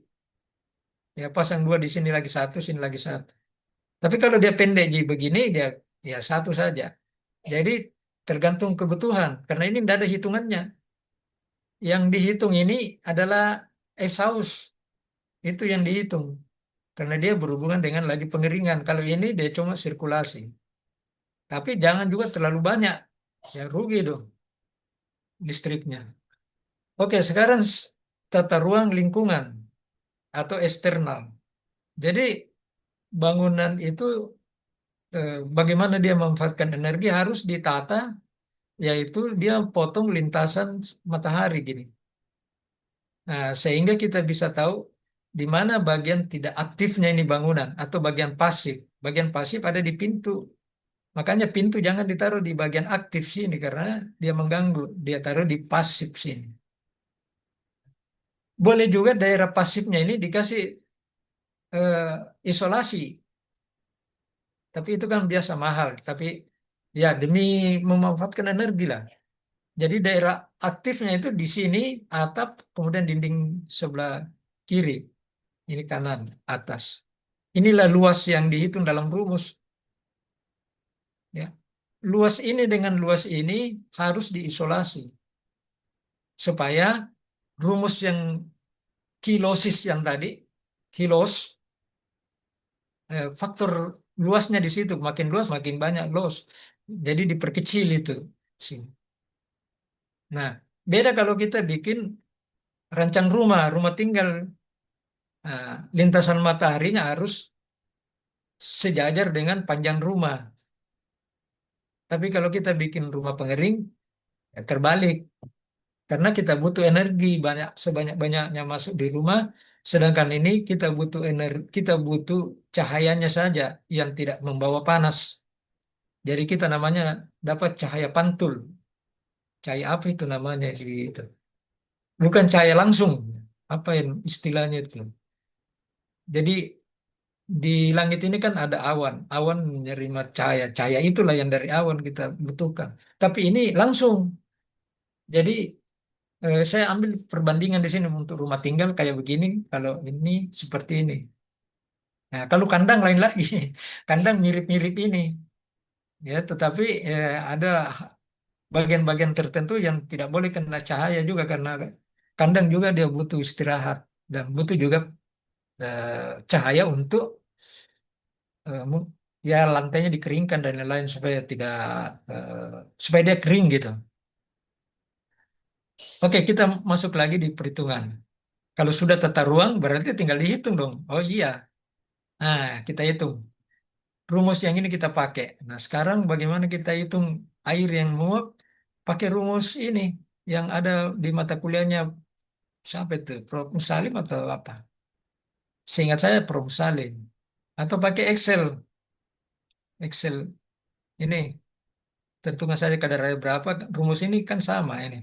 3188 untuk 10 kilo. Kadar air 40. 12. Masukkan dapat 3 kilo. 1818. Sama ini. 3 kilo 1818. Jadi air yang harus diuapkan 3 kilo lebih. Ya, masuk di perhitungan berikutnya. Nah, masuk di perhitungan berikutnya, berapa useful atau yang 3, sekian kilo mau diuapkan. Nah, berapa energi dia butuhkan? Yaitu dikali saja dengan nilai entalpi penguapan ini. Tapi entalpi penguapan ini hati-hati carinya, jangan pakai sembarang angka. Karena ada entalpi penguapan air tidak terikat. Ada entalpi penguapan air yang terikat di bahan. Nah, saya dapat rumusnya dari broker yang terikat di bahan itu ini. Ya, rumus broker yang terikat di bahan. Jadi kalau air yang bebas ini kecil ya, kecil energinya dibanding air yang terikat di bahan. Untuk dapat menghitungnya ini kayak gini, ya, yaitu air bebas kali 1 tambah 0,4 per kadar air basis kering bahan. Jadi ada rumusnya, jangan langsung pakai nilai ini. Ya, jadi pakai rumus ini untuk menghitung. Atau kalau untuk contoh perhitungan ini bisa saja pakai range yang ini. Ini. Ya, untuk pengeringan bahan pertanian itu 2.600 sampai 3.200 kilojoule. Kalau rumus ini dia pakai joule, makanya kita kali 1.000 lagi ini. Nah, coba kita lihat di sini ya. Useful sekarang mana? Kali ini dapat 8 juta. Ya. Oh, bukan di sini dipakai, di sebelah. Di sini tadi ya. Nah, di sini tadi. Dikali 2.600. Ya. Jadi 2.600 dikali maka 8 juta kilojoule. Bukan. Ini koma ya. Titik sini. 8.000 sekian kilojoule. Nah, atau 8 juta joule. Ini nanti dicari ya. Ini usefulnya nanti masuk di rumus berikutnya. Nah, efisiensi dari useful surya. Ya, suryanya sini luas kali. Saya pakai di tengahnya saja 800. Karena 600 dan 1.000. Dapat 800. Tengahnya saja saya ambil. Kemudian lama pengeringannya 3.600. Ini 10 jam. Ya. Ini juga terlalu optimis. Biasanya itu pengeringan biji-bijian itu dia di 1 minggu gitu. Jadi 1 minggu 6 hari misalnya kali 5 berarti 30 jam. Ya nanti dikali 30 ini 3.600. Tapi ini kan contoh saja. Jadi di sini didapatlah 8 juta, 8 juta eh, sekian, 8 juta. Yang dulu saya lihat. Ya 8 juta dibagi 2 juta sekian ya. Dari mana ini? Luas adalah, nah ini 8 juta dibagi ini. Hasil kalinya 800, 3.600 kali 800 kali 0,1. Dapatlah 2,87 meter bujur sangkar yang diperlukan untuk mengeringkan 10 kilo kopi. Nah, bagaimana hitungan panjang kali lebar bangunan? Tinggal kita coba-coba saja. Dibikin panjang atau dibikin segi empat ya, tergantung kita lah. Nah, di sini masuklah estetika. Kalau bangunan itu kurus, ya panjang kurang bagus. Nah, disitulah kita bagus. Lebih cantik kalau dia 1,7 kali 1,7. Kan bisa saja 1 kali 2,8. Tapi kan kurus sekali. Baru panjang gitu kan. Jadi di sini main estetika, main fungsi, dan main biaya. Jadi 3 variabel ini yang mempengaruhi pembangunan. Ya, pertama fungsi berhubungan dengan hitungan-hitungan ini. Kemudian masuk lagi ergodinamika. Nah, keempat variabel untuk menentukan tinggi itu masuk di namanya teori optimasi. Bagaimana mencari yang tidak terlalu tinggi, fungsinya juga kena, harganya juga tidak terlalu tinggi. Kan makin tinggi bangunan makin mahal kan. Jadi dicarilah jalan yang paling tengah atau nilai optimum atau optimal. Makanya ada mata kuliah optimasi, yaitu dari banyak variabel untuk menentukan satu pilihan atau dua. Jadi di sini saya ambil saja karena contoh soalnya, karena ini cuma 2,8 meter bujur sangkar, saya 1,7 kali 1,7. Ya, kurang sedikit lah. Nah, sudah selesai sampai sini? Belum. Masuk lagi di sini. Untuk pemilihan ini ya. Oke, saya masuk lagi di sini. Nah, Jadi di sini menghitung dimensi meja pengering. Nah, kita asumsikan meja pengering ini sebenarnya adalah ukuran talam biji kopi ini ya. Karena di sini nanti ditaruh kopinya. Apakah dia pakai baki atau dia pakai jali-jali. Ini mejanya meja jali-jali dari bambu. Atau pakai jali-jali dan screen. Yang biasa saya lihat jali-jali bambu kemudian screen. Disitulah dia taruh kakaonya. Jadi dia bisa ditembus udara dari bawah ke atas melalui biji-biji tadi. Jadi kita anggap meja ini adalah talamnya, talam berlubang. Makanya diasumsikan di sini meja pengering sama dengan talam biji kopi. Nah, sekarang kita hitung.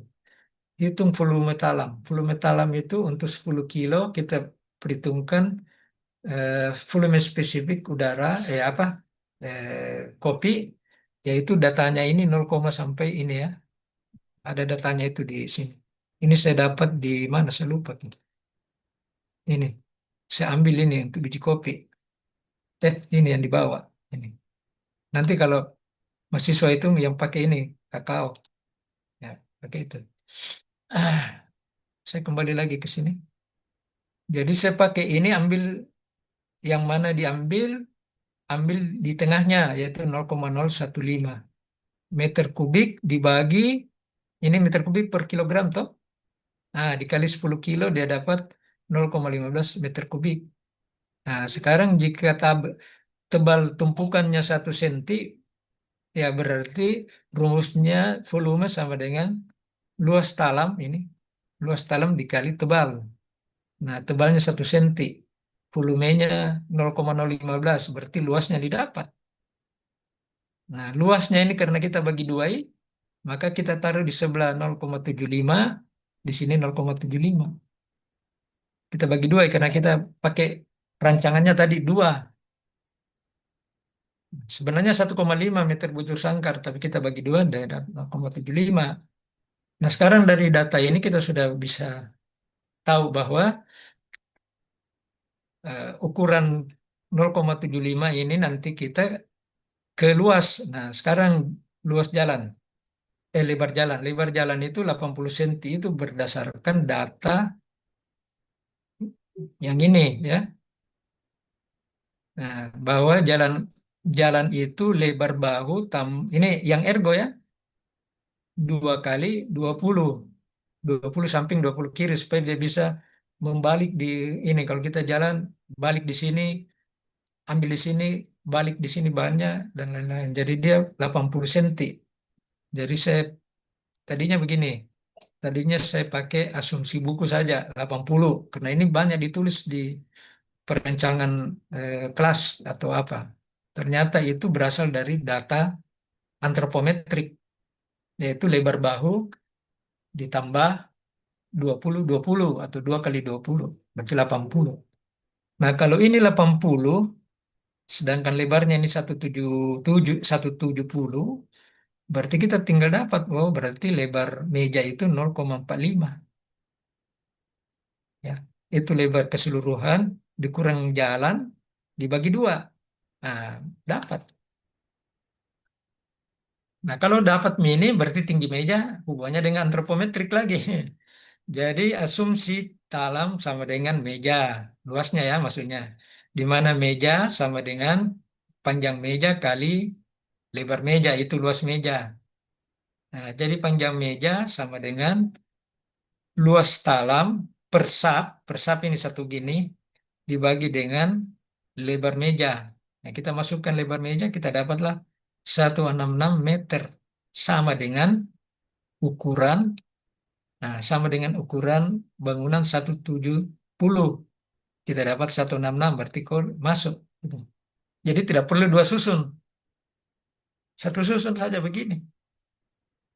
Nah, karena dia 1 susun, maka orang yang masuk di sini tinggal ditambah saja. Jadi tinggi ruang, tinggi operator tambah 20 cm. Tambah sedikit 20 gitu. Ya. Oke ya, jadi kita tidak perlu lagi 2 susunnya diperhatikan. Jadi kalau begitu 170 tambah 20, 190. Jadi 190 ini tingginya. Kalau ininya mengenai Itu saja, mau berapa saja kan, aturan konstruksi rumah gitu. Yang perlu adalah daerah ini, daerah ergo. Nah, tinggi meja sama dengan tinggi siku dikurang 20. Ya, dari 120. Nah, ini rumusnya gini ya. Saya kasih ingat lagi barangkali mata kuliah ergo. Mata kuliah ergo bilang gini, meja ada 3 kondisi: kerja berat yang di bawah, kerja sedang, kemudian kerja kerja teliti. Nah, di dalam rumah pengering ini dia termasuk kerja berat karena dia nanti masuk menyebarkan bahan, tumpah bahan, nanti kalau mau diambil dikumpul lagi, dia berat. Nah, tapi beratnya tidak terlalu berat, makanya kita ambil 20 saja sini. Jadi tinggi sikunya dulu dihitung, baru dikurangi 20. Nah, tinggi siku di mana kita ambil? Nah, ini tinggi orang. Bisa mi barangkali slide show. Nah, tinggi orang, H. Tinggi siku ini, yaitu 0,63 kali tinggi orang. Ya, cuma di sini tidak ada lebar bahu. Ya, tidak ada lebar bahu. Tapi lebar bahu yang saya dapat itu 0, berapa? 39 cm. Coba ya kita naik naik lagi. Nah, itulah yang dipakai di sini untuk menghitung tinggi meja, yaitu tinggi siku 170 kali 0,63 dikurang 20, 87 cm. Jadi tinggi meja ini 80 cm. Yang ergo. Kalau tidak mau berpikir ergo ya tulis sembarang saja. Tapi nanti orang yang masuk nunduk-nunduk pada saat kasih masuk bahannya, kopinya dikasih masuk. Nanti pada saat sudah kering diambil lagi, nunduk-nunduk lagi sampai keluar. Ya bagus kalau masih selebar ini, tapi kalau dia sudah ukurannya ton, mati orang, setengah mati. Ya sampai di sini barangkali hitungannya sudah dapat semua, dasarnya ada ini, kemudian kita masuk ke dimensi fan. Jadi dimensi fan ini kita pakai rumus panjang kali lebar kali tinggi. Nah, untuk mendapatkan panjang kali lebar kita harus cari dulu volumetriknya, ukuran fan. Ya. Nah, kalau kita dapat ukuran fan, apakah buku fan itu kan ada manualnya ya, operasionalnya buku apa namanya kipas fan. Ya, kita cari dulu key-nya. Key-nya ini pakai rumus ini saja, H2 H1. Ya, kita kasih masuk ini massa air yang diuapkan. Ya, kita masukkan di sini. Jadi rumus ini eh, ya saya kerja per tahap demi tahap ini. Dibagi 10 jam atau dibagi detik 3000, ini per jam, ini per detik. Uap air kilogram per jam, nah, 35 kilogram per jam. Jadi blower atau fan-nya itu punya kemampuan meniup udara adalah debit udaranya adalah 35,35 kilogram per jam. Kalau kita kali dengan jadikan dia meter kubik per jam, ini kan kilogram per jam. Maka kita kali dengan berat jenis udara pada suhu 50. Ini pada suhu 50 yang ada dalam ruang. Kita dapatlah 38,64 meter kubik per jam atau 0,01 meter kubik per detik. Kalau saya lihat ini terlalu besar. Kenapa terlalu besar? Karena mau 10 jam. Ya, terlalu cepat. Padahal pengeringan yang ada, coba cari deh datanya ini. Nah, pengeringan kopi dalam rumah pengering dari 14 ke 12 ini 6 hingga 14 hari. Nah, buku lain juga bilang begitu, ya. Yaitu 24 jam sampai 30 jam. Bahkan 28 jam. Kalau 30 jam itu kan 6 hari. Karena panjang harinya itu 5 jam saja efektif. Jadi, karena ini contoh tidak ada masalah. Tapi kalau mau yang benaran pakai data ini. Gitu ya. Nah, kemudian saya kembali lagi ke atas. Untuk menghitung, ya untuk menghitung ini ada yang hilang di sini. panahnya. Nah, untuk menghitung ini dasarnya kayak begini. Ini lamanya baru saya dapat nih psikometrik yang jelas-jelas begini. Jadi di dalam udara itu saya kira ini sudah diajar sama Prof. Musalim. Jadi udara awal ini terus dinaikkan oleh kenaikan cahaya, apa ya, energi surya masuk naik suhunya sampai sini. Ya, kalau tidak ada bahan maka dia pakai lintasan ini. Berarti kelembaban mutlaknya tidak berubah, gitu ya. Tetapi ternyata di dalam rumah itu ada bahan. Nah, bahan itu menguap sehingga dia naik begini. Ini arah panah lihat sampai pada titik berapa kelembabannya.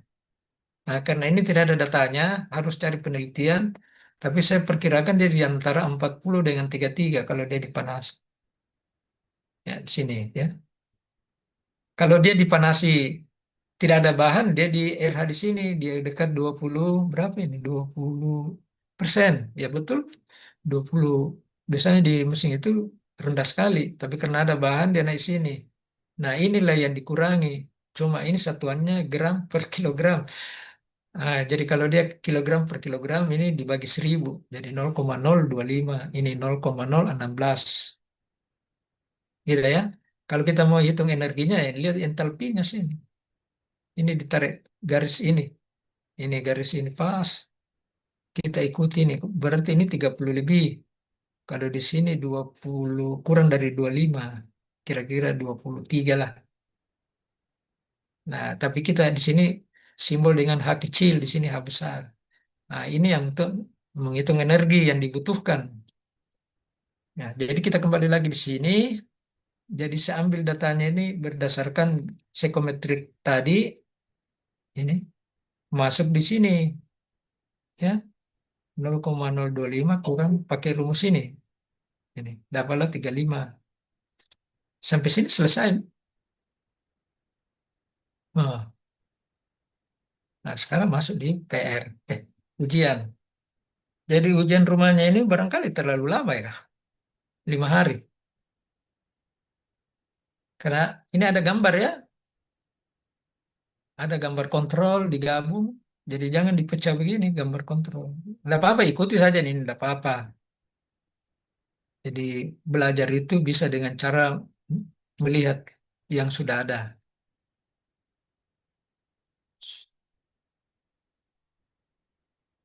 Ini ya. Nah, programnya bisa satu, bisa dalam karena ini mikonnya dua, ya satunya untuk kontrol dalam, yang luarnya mikon tersendiri.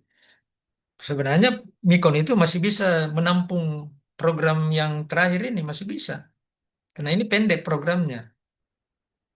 Nah, cuma kita harus pakai dua mikon khusus untuk kontrol eksternal, kemudian internal kita pakai lagi mikon yang satu.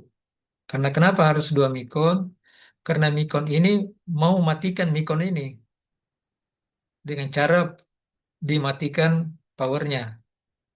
Jadi pakai aktuator relay mekanik. Jadi pengontrol di sini, mikonnya di sini diputus listriknya di sini. Tapi kalau kita pakai mikon yang sama dengan sini, sama tonji mikon bunuh diri gitu. Dia putus sini, mati tongi dia, tidak bisa membangun. Gitu ya. Jadi gunanya ini dua mikon jalan, satu yang kondisi eksternal, satu kondisi internal. Nah, internal ini harus dimatikan karena bisa mempengaruhi bahan. Yang matikan internal ini adalah eksternal. Eksternal ini dia berdasarkan data lingkungan. Namanya kontrol adaptif. Tapi keseluruhan ini adalah kontrol cerdas. Karena dia bisa beradaptasi internal dan beradaptasi eksternal. Jadi namanya sudah dapat. Nah, apa definisi cerdas? Yaitu beradaptasi. Itu saja kuncinya. Kalau ada kontrol tidak bisa beradaptasi, bukan cerdas namanya. Apalagi sekarang ada jurusan baru di itu hari rapat, saya tidak tahu bilang ada rapat. Ada, saya mau urus, saya punya apa itu, urus dia minta lengkapi surat-surat pensiun, saya bawa. Ternyata orang lagi rapat. Rapatnya bikin program studi kecil pertanian cerdas. Tapi Mira ndak ada saya lihat. Iya, Pak, lagi ada kerjaan. Iya, saya bilang, mana semua ini katanya mau ikut itu rapat. Ya, tapi enggak apa-apa lah. Gimana? Ada yang mau ditanya? Ini saya kira jangan lagi nih, masuk di materi kedua. Capek marah saya. Jam berapa nih? Jam 3.44. Mami jangan 4. Iya, Pak. Selesai ini siapa Sudah sampai. sudah 1 jam ini. Sudah 1 jam setengah lebih nih toh. Iya, Pak.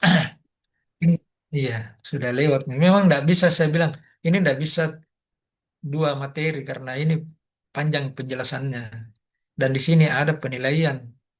Tinggal mahasiswa mau bertanya enggak di sini. Untuk karena mungkin ada yang saya lupa. Itu. Jadi perancangan rumah cerdas itu rumah pengering cerdas itu sebenarnya sederhana sekali. Yang menentukan rumah pengering cerdas tidak cerdas itu dikontrol. Tata ruang ya sudah begitu, tidak ada lagi cara lain. Yaitu kalau bukan 2 susun raknya, 1 susun. Yang mana lebih bagus, Pak? Ya 1 susun lah. Kalau 2 susun itu sama dengan mobil yang 4 orang naik 10 orang gitu. Ya naik semua aja tapi desak-desakan gitu. Ya ndak lowong gitu. Nah banyak saya lihat orang bikin sampai 2 susun di dalam. Ya kalau 2 susun itu barangkali lebih cocok dibilang kumbung jamur. Kan kumbung jamur juga mau hangat gitu. Tapi lembab. Kalau ada yang mau rancang kumbung jamur sebenarnya cocok. Tapi kumbung jamur kan kelembabannya eh, yang mau dia lembab.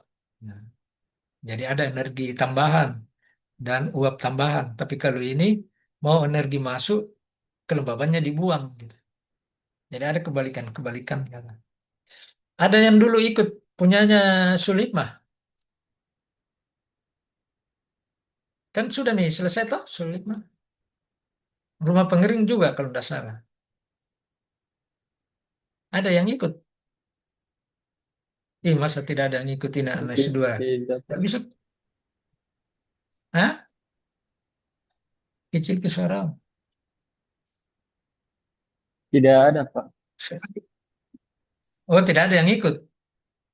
Tidak tidak menjadi persyaratan kah kalau mahasiswa mau seminar kayak S1 harus ada kartu kontrolnya. Kayaknya dulu ada waktu saya dulu itu ada. Jadi saya selalu tanda tangani. Mahasiswa Iya, ada, kartu Pak. kontrolnya itu Kartu ada kartu tuh. kontrolnya ada, Pak. Iya.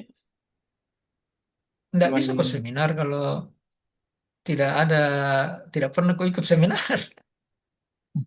Nggak, maksudnya gini, saya mau tahu Sul Hikmah itu bikin apa di dalam. Katanya sudah selesai. Dia minta saya jadi pembimbing, saya bilang nggak bisa nih, mama pensiun. Tapi ternyata Pak Iqbal bilang masih bisa Pak, harus masih bisa. Akhirnya saya bilang Mira, ya Mira mau balik kalau begitu karena kalau Mira aku tahu Mira karakternya tidak capek bimbing kalau Mira. Jadi kalau Hikmah saya kan belum tahu, jadi saya jangan deh nanti membimbing mahasiswa itu juga bisa jadi bumerang gitu. Kalau mahasiswanya cuek-cuek, kita jadi bumerang. Saya kira ada yang tahu, sehingga saya mau tahu sejauh mana kecerdasan yang dia terapkan di rumah pengiringnya. Karena kalau dia cuma di dalam, itu belum beradaptasi lingkungan namanya. Cerdas, ini cerdas lokal lah, kayak gitu. Kayak ada orang cerdas di kelasnya. Kalau dia bilang, ini jagoan kampung, kayak gitu. Tapi kalau ini jagoan internasional lah, itu dia main keluar kayak gitulah barangkali gambarannya. Nah sekarang pertanyaan gue gini, kalau anda ada yang mau bertanya saya bertanya. Nah ini ya, nah, ini saya kembali dulu di sini. Nah, ini kan dia pakai ESP8266, pakai Arduino di sini kan. Nah ESP8266 itu hanya bisa WiFi. Kalau kita mau bikin jadi kontrol, tidak bisa karena dia cuma satu di inputnya. Sehingga tidak cocok di sini karena banyak input. Maka kita pakai, nah, tetapi di sini kita bisa ganti ESP32 karena banyak input outputnya dia dan ada WiFi-nya. Jadi kita bisa hilangi ESP8266. Kita pakai ESP32. Nah, sekarang yang mana kamu pilih? Model begini atau model tanpa 8266 dia pakai SP32. Ada WiFi-nya juga. Yang mana kamu pilih? Pikir-pikir dulu baru saya tanya.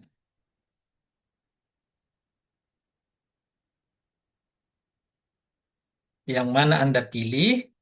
Satu Micron dengan ESP32 atau dua modul Arduino Nano atau Uno dengan SP8266 kayak begini gambarnya. Ya, gitu ya, saya tanya satu-satu. Kalau salah enggak apa-apa, Ji. Saya mau bertukar pikiran juga, mahasiswa juga, supaya enggak ngantuk gitu. Saya juga enggak ngantuk. Supaya kita bisa, apa ya, share-share ya, konsep. Karena ini konsep ya. Nah, sekarang saya sudah bisa nih saya tanya satu-satu. Iya, Pak. Mulai siapa, Di? Yang ada di pandanganku ini yang tidak ada orangnya gitu, supaya sekalian ini absen. Kalau Kasmir kan jelas dia ada. Nurul ya, Nurul mau dulu. Oh ada Ji Nurul. Nah, coba Nurul, yang mana kau mau pilih Nurul?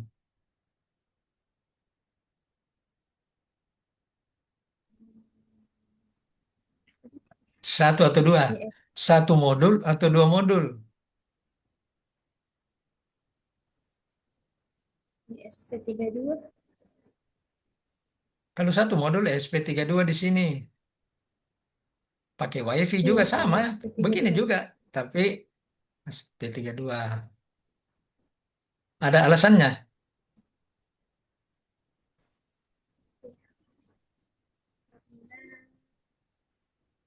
Tidak ada. Pasar ISP32. Dia bisa pakai Bluetooth kan, Pak, kalau misalnya ISP32. Keren tahu juga, Pak. Pakai pakai apa? Bluetooth. Jadi, Ini WiFi. Kenapa pakai Bluetooth lagi? Bluetooth itu pendek sekali, ini pakai internet, masuk di internet WiFi. Kalau Bluetooth itu tetanggamu jangan lihat. Ini seluruh tahu, dunia Pak. bisa lihat. Oh, kan data ini lebih bagus kau bilang begitu. Kalau kau tidak tahu kan saya semangat jelaskan. Tapi kalau kau tahu ya sudah bubar. Ya Siti Nur Hidayatullah. Mau pakai dua atau satu Siti? Satu, Pak. Satu. Tidak didengar Iya, kan Pak. kau bilang. Iya. Satu. Kenapa? Apa alasanmu satu?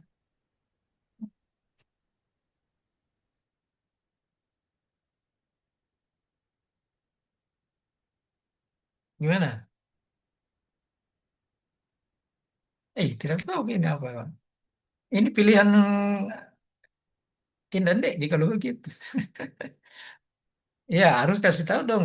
Saya pilih satu karena murah Pak. Satu di modul. Ini kan dua mahal. Kayak gitu kan? Kayak gitu ya.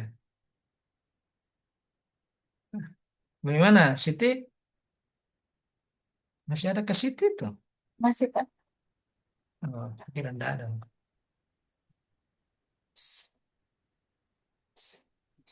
Tidak tahu juga.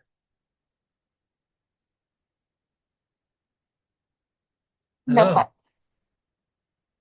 Nah, iya, terus terang ke saya. Siapa yang sudah ini? Nurul sudah. Yusuf. Muhammad Yusuf.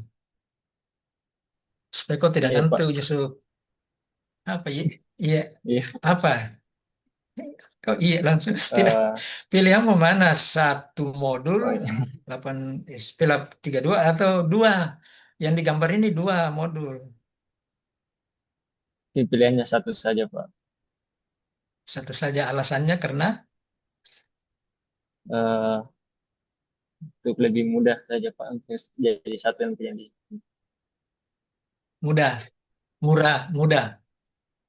Karena ini harganya berapa di karena sisa satu 80. mikron yang Ada di diatur. iya, kalau dua gini dua kali karena harganya Mikon ini sekitar 40, harganya SP sekitar 40 juga 80. Kalau beli satu 60, SP32 60 berarti 20.000 bedanya. Ya boleh, alasan itu boleh. Kalau Mira,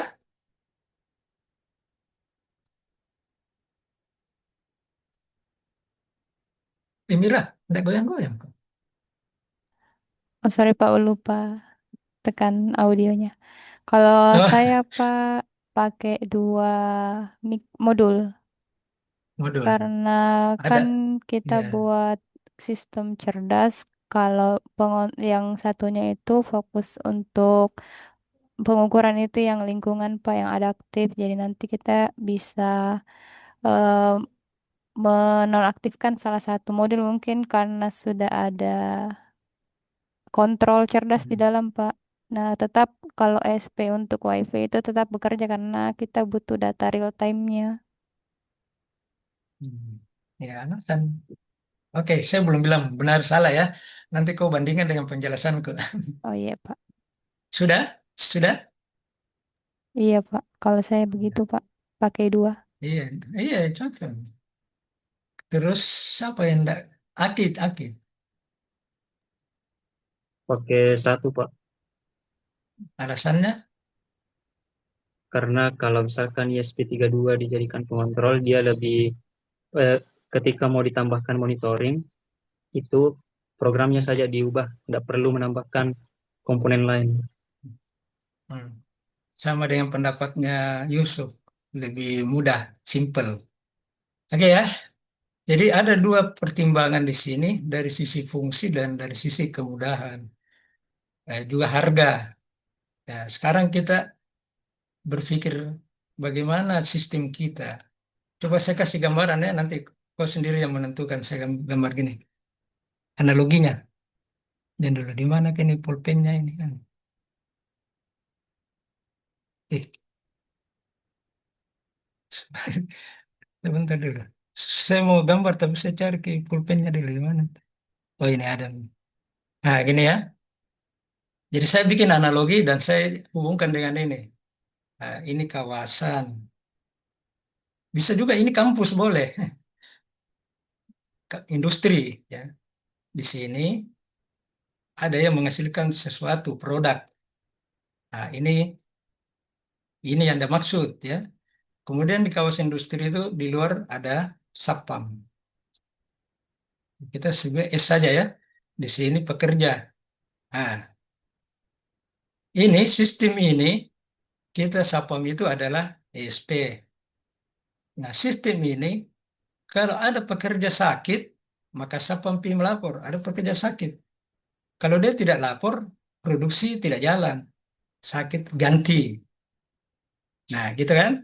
Nah, kebalikan lagi. Kalau Sapam yang sakit, produksi tetap jalan. Gitu ya. Nah, sama dengan ini. Kalau ini rusak, maka tetap terjadi pengontrolan. Kalau ini rusak, ada pelaporan di sini. Nah, ini sifatnya pelaporan.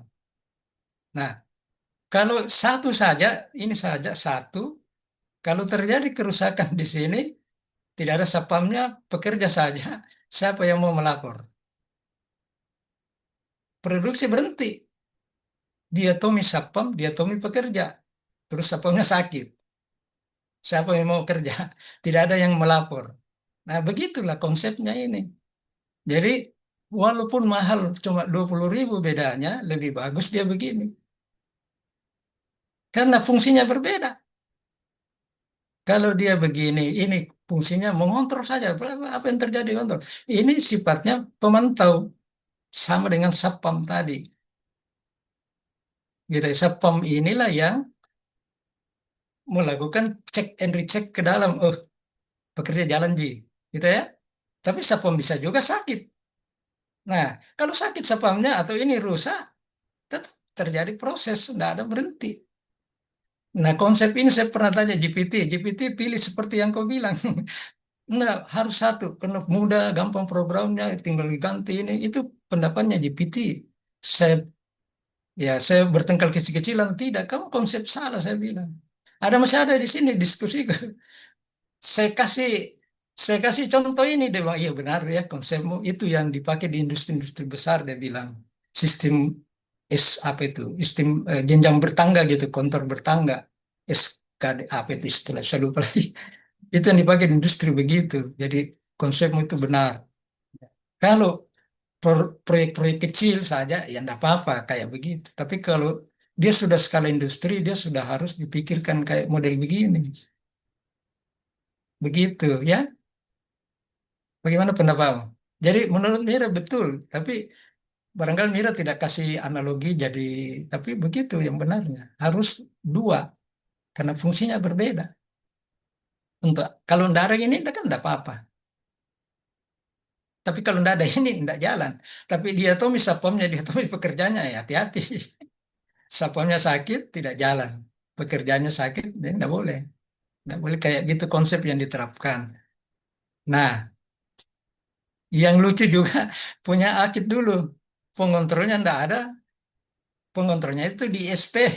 Dia mulai lihat HP begini, menteri akit tuh, kemudian saya nguji akit. Kenapa akit kok begitu?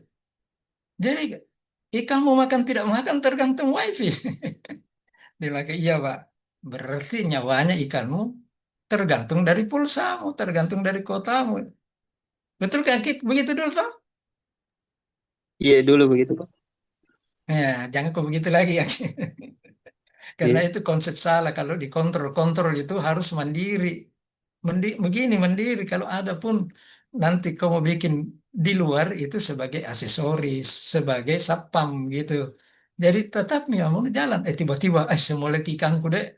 Oh, lihat mau ke wifi-mu. Oh iya, siap-siap ditawa. Gitu. Ya, tapi itu kan pelajaran itu, pengalaman itu yang paling baik sebenarnya. Dan GPT mengaku bahwa iya bagus konsepnya. Kalau begitu itu yang dipakai di industri, yang dipakai di penelitian apa namanya, yang uji coba prototype ya kayak begitu dia bilang. Karena mau menghemat, jadi dia bikin satu gitu. Saya masih ada diskusinya ini. Ya, diskusi tentang itu, tapi itu yang saya bilang, saya kasih analogi ini, dia masuk akalnya, iya betul. Jadi saya itu anggap itu GPT kayak orang gitu ya. Oh dia bisa paham maksud kita gitu. Ya saya kira itu dari saya. Kalau Anda ada mau bertanya, ya kita berarti sudah selesai ini. Silakan dikerja tugasnya selama 5 hari. Ujiannya ya, tugasnya kan masih ada. Nah, kira-kira ada yang butuh materi ini? Kalau bisa di-share, Pak, mungkin Ya saya bisa, butuh. bisa di-share. Siapa tahu mau dibikin tugas akhir. Iya, Tapi lihat dulu anunya, siapa itu si apa? Sul Punyanya siapa lagi tadi saya bilang Sulhikmah. Sul Hikmah. Iya Iya. Sul Hikmah, lihat dulu. Makanya saya mau tahu Sul Hikmah bikin apa sih, kena saya dulu mau dibikin pembimbing saya enggak mau, terus mau dibikin penguji saya bilang, jangan kok saya penguji, saya bantai-bantai kok itu. Saya punya konsep baru kok yang mau jalankan baru saya nguji kok, jangan, saya pembimbing anu mau non formal nih, ya oke. Tapi ternyata dia salah pengertian.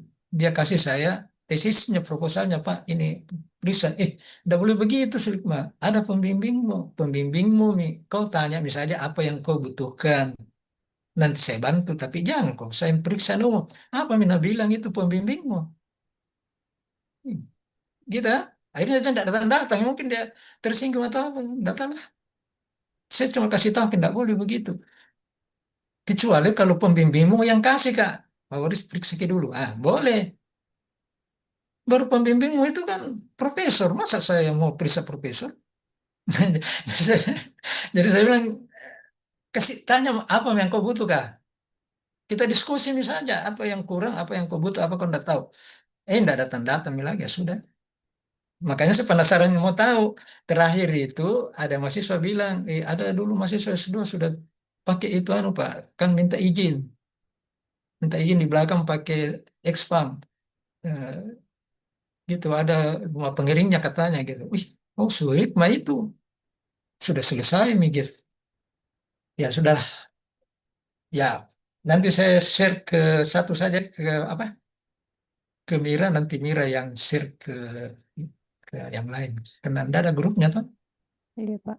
Atau jadikan apa namanya apa namanya bahan saja, siapa tahu satu saat kau kerja di mana, terus ada proposal untuk bikin rumah pengering, kasih masukan kayak begini rumah seharusnya kalau tidak dikontrol itu rumah pengering, tidak usah cerdas, tidak usah eksternal internal. Karena kalau tidak dikontrol semua main pasif semua. Ventilasi kencang kalau tinggi, kalau rendah tidak keluar kisah. Wih, susahnya diatur. Ya, jadi kalau pakai kontrol biar pendek-pendek rumahnya enggak apa-apa. Ya, pakai yang apa itu tadi, yang rumah kodok itu. Ya, oke. Saya kira cukup nih dari saya kalau ini tolong sebelum apa ya? Kan 10 hari setelah ujian itu dimasukkan nilainya. Ya. Jadi tolong diselesaikan secepatnya supaya tidak ada terutama tugas yang saya tidak tahu siapa yang belum ya. Jadi kasih masuk saja apa yang pernah saya bilang, ya nanti saya nilai. Karena baru saya lihat tadi malam, baru tugas satu kayaknya. Eh, kemudian saya download, ada yang pisah-pisah, 1, 2, 3, 4, 5, itu ya, jadikan satu saja. Nah, terus tes 2 barangkali itu yang tadi, yang rumah pengering dan seterusnya. Ya baik, sebelum ditutup mungkin masih ada yang mau disampaikan, baru kita pisah nih kalau tidak ada. Tidak ada, oke. Kalau begitu kita pisah nih, ketemu lagi di lain waktu. Mudah-mudahan sehat-sehat semua. Kita bisa ketemu lagi. Kita bisa share-share pengetahuan, walaupun bukan saya pembimbingmu, boleh kalau mau tanya-tanya boleh. Yap. Dan yang lain juga boleh. Pokoknya kita bebas lah. Jangan terikat sama kuliah saja kita berdiskusi. Ya baik, kita selesai ya. Assalamualaikum warahmatullahi wabarakatuh. Mudah-mudahan sehat-sehat Waalaikumsalam. semua. Ya, Waalaikumsalam amin. warahmatullahi wabarakatuh. Amin. Makasih, Ya, Pak. ya, ya deh, ya, oke.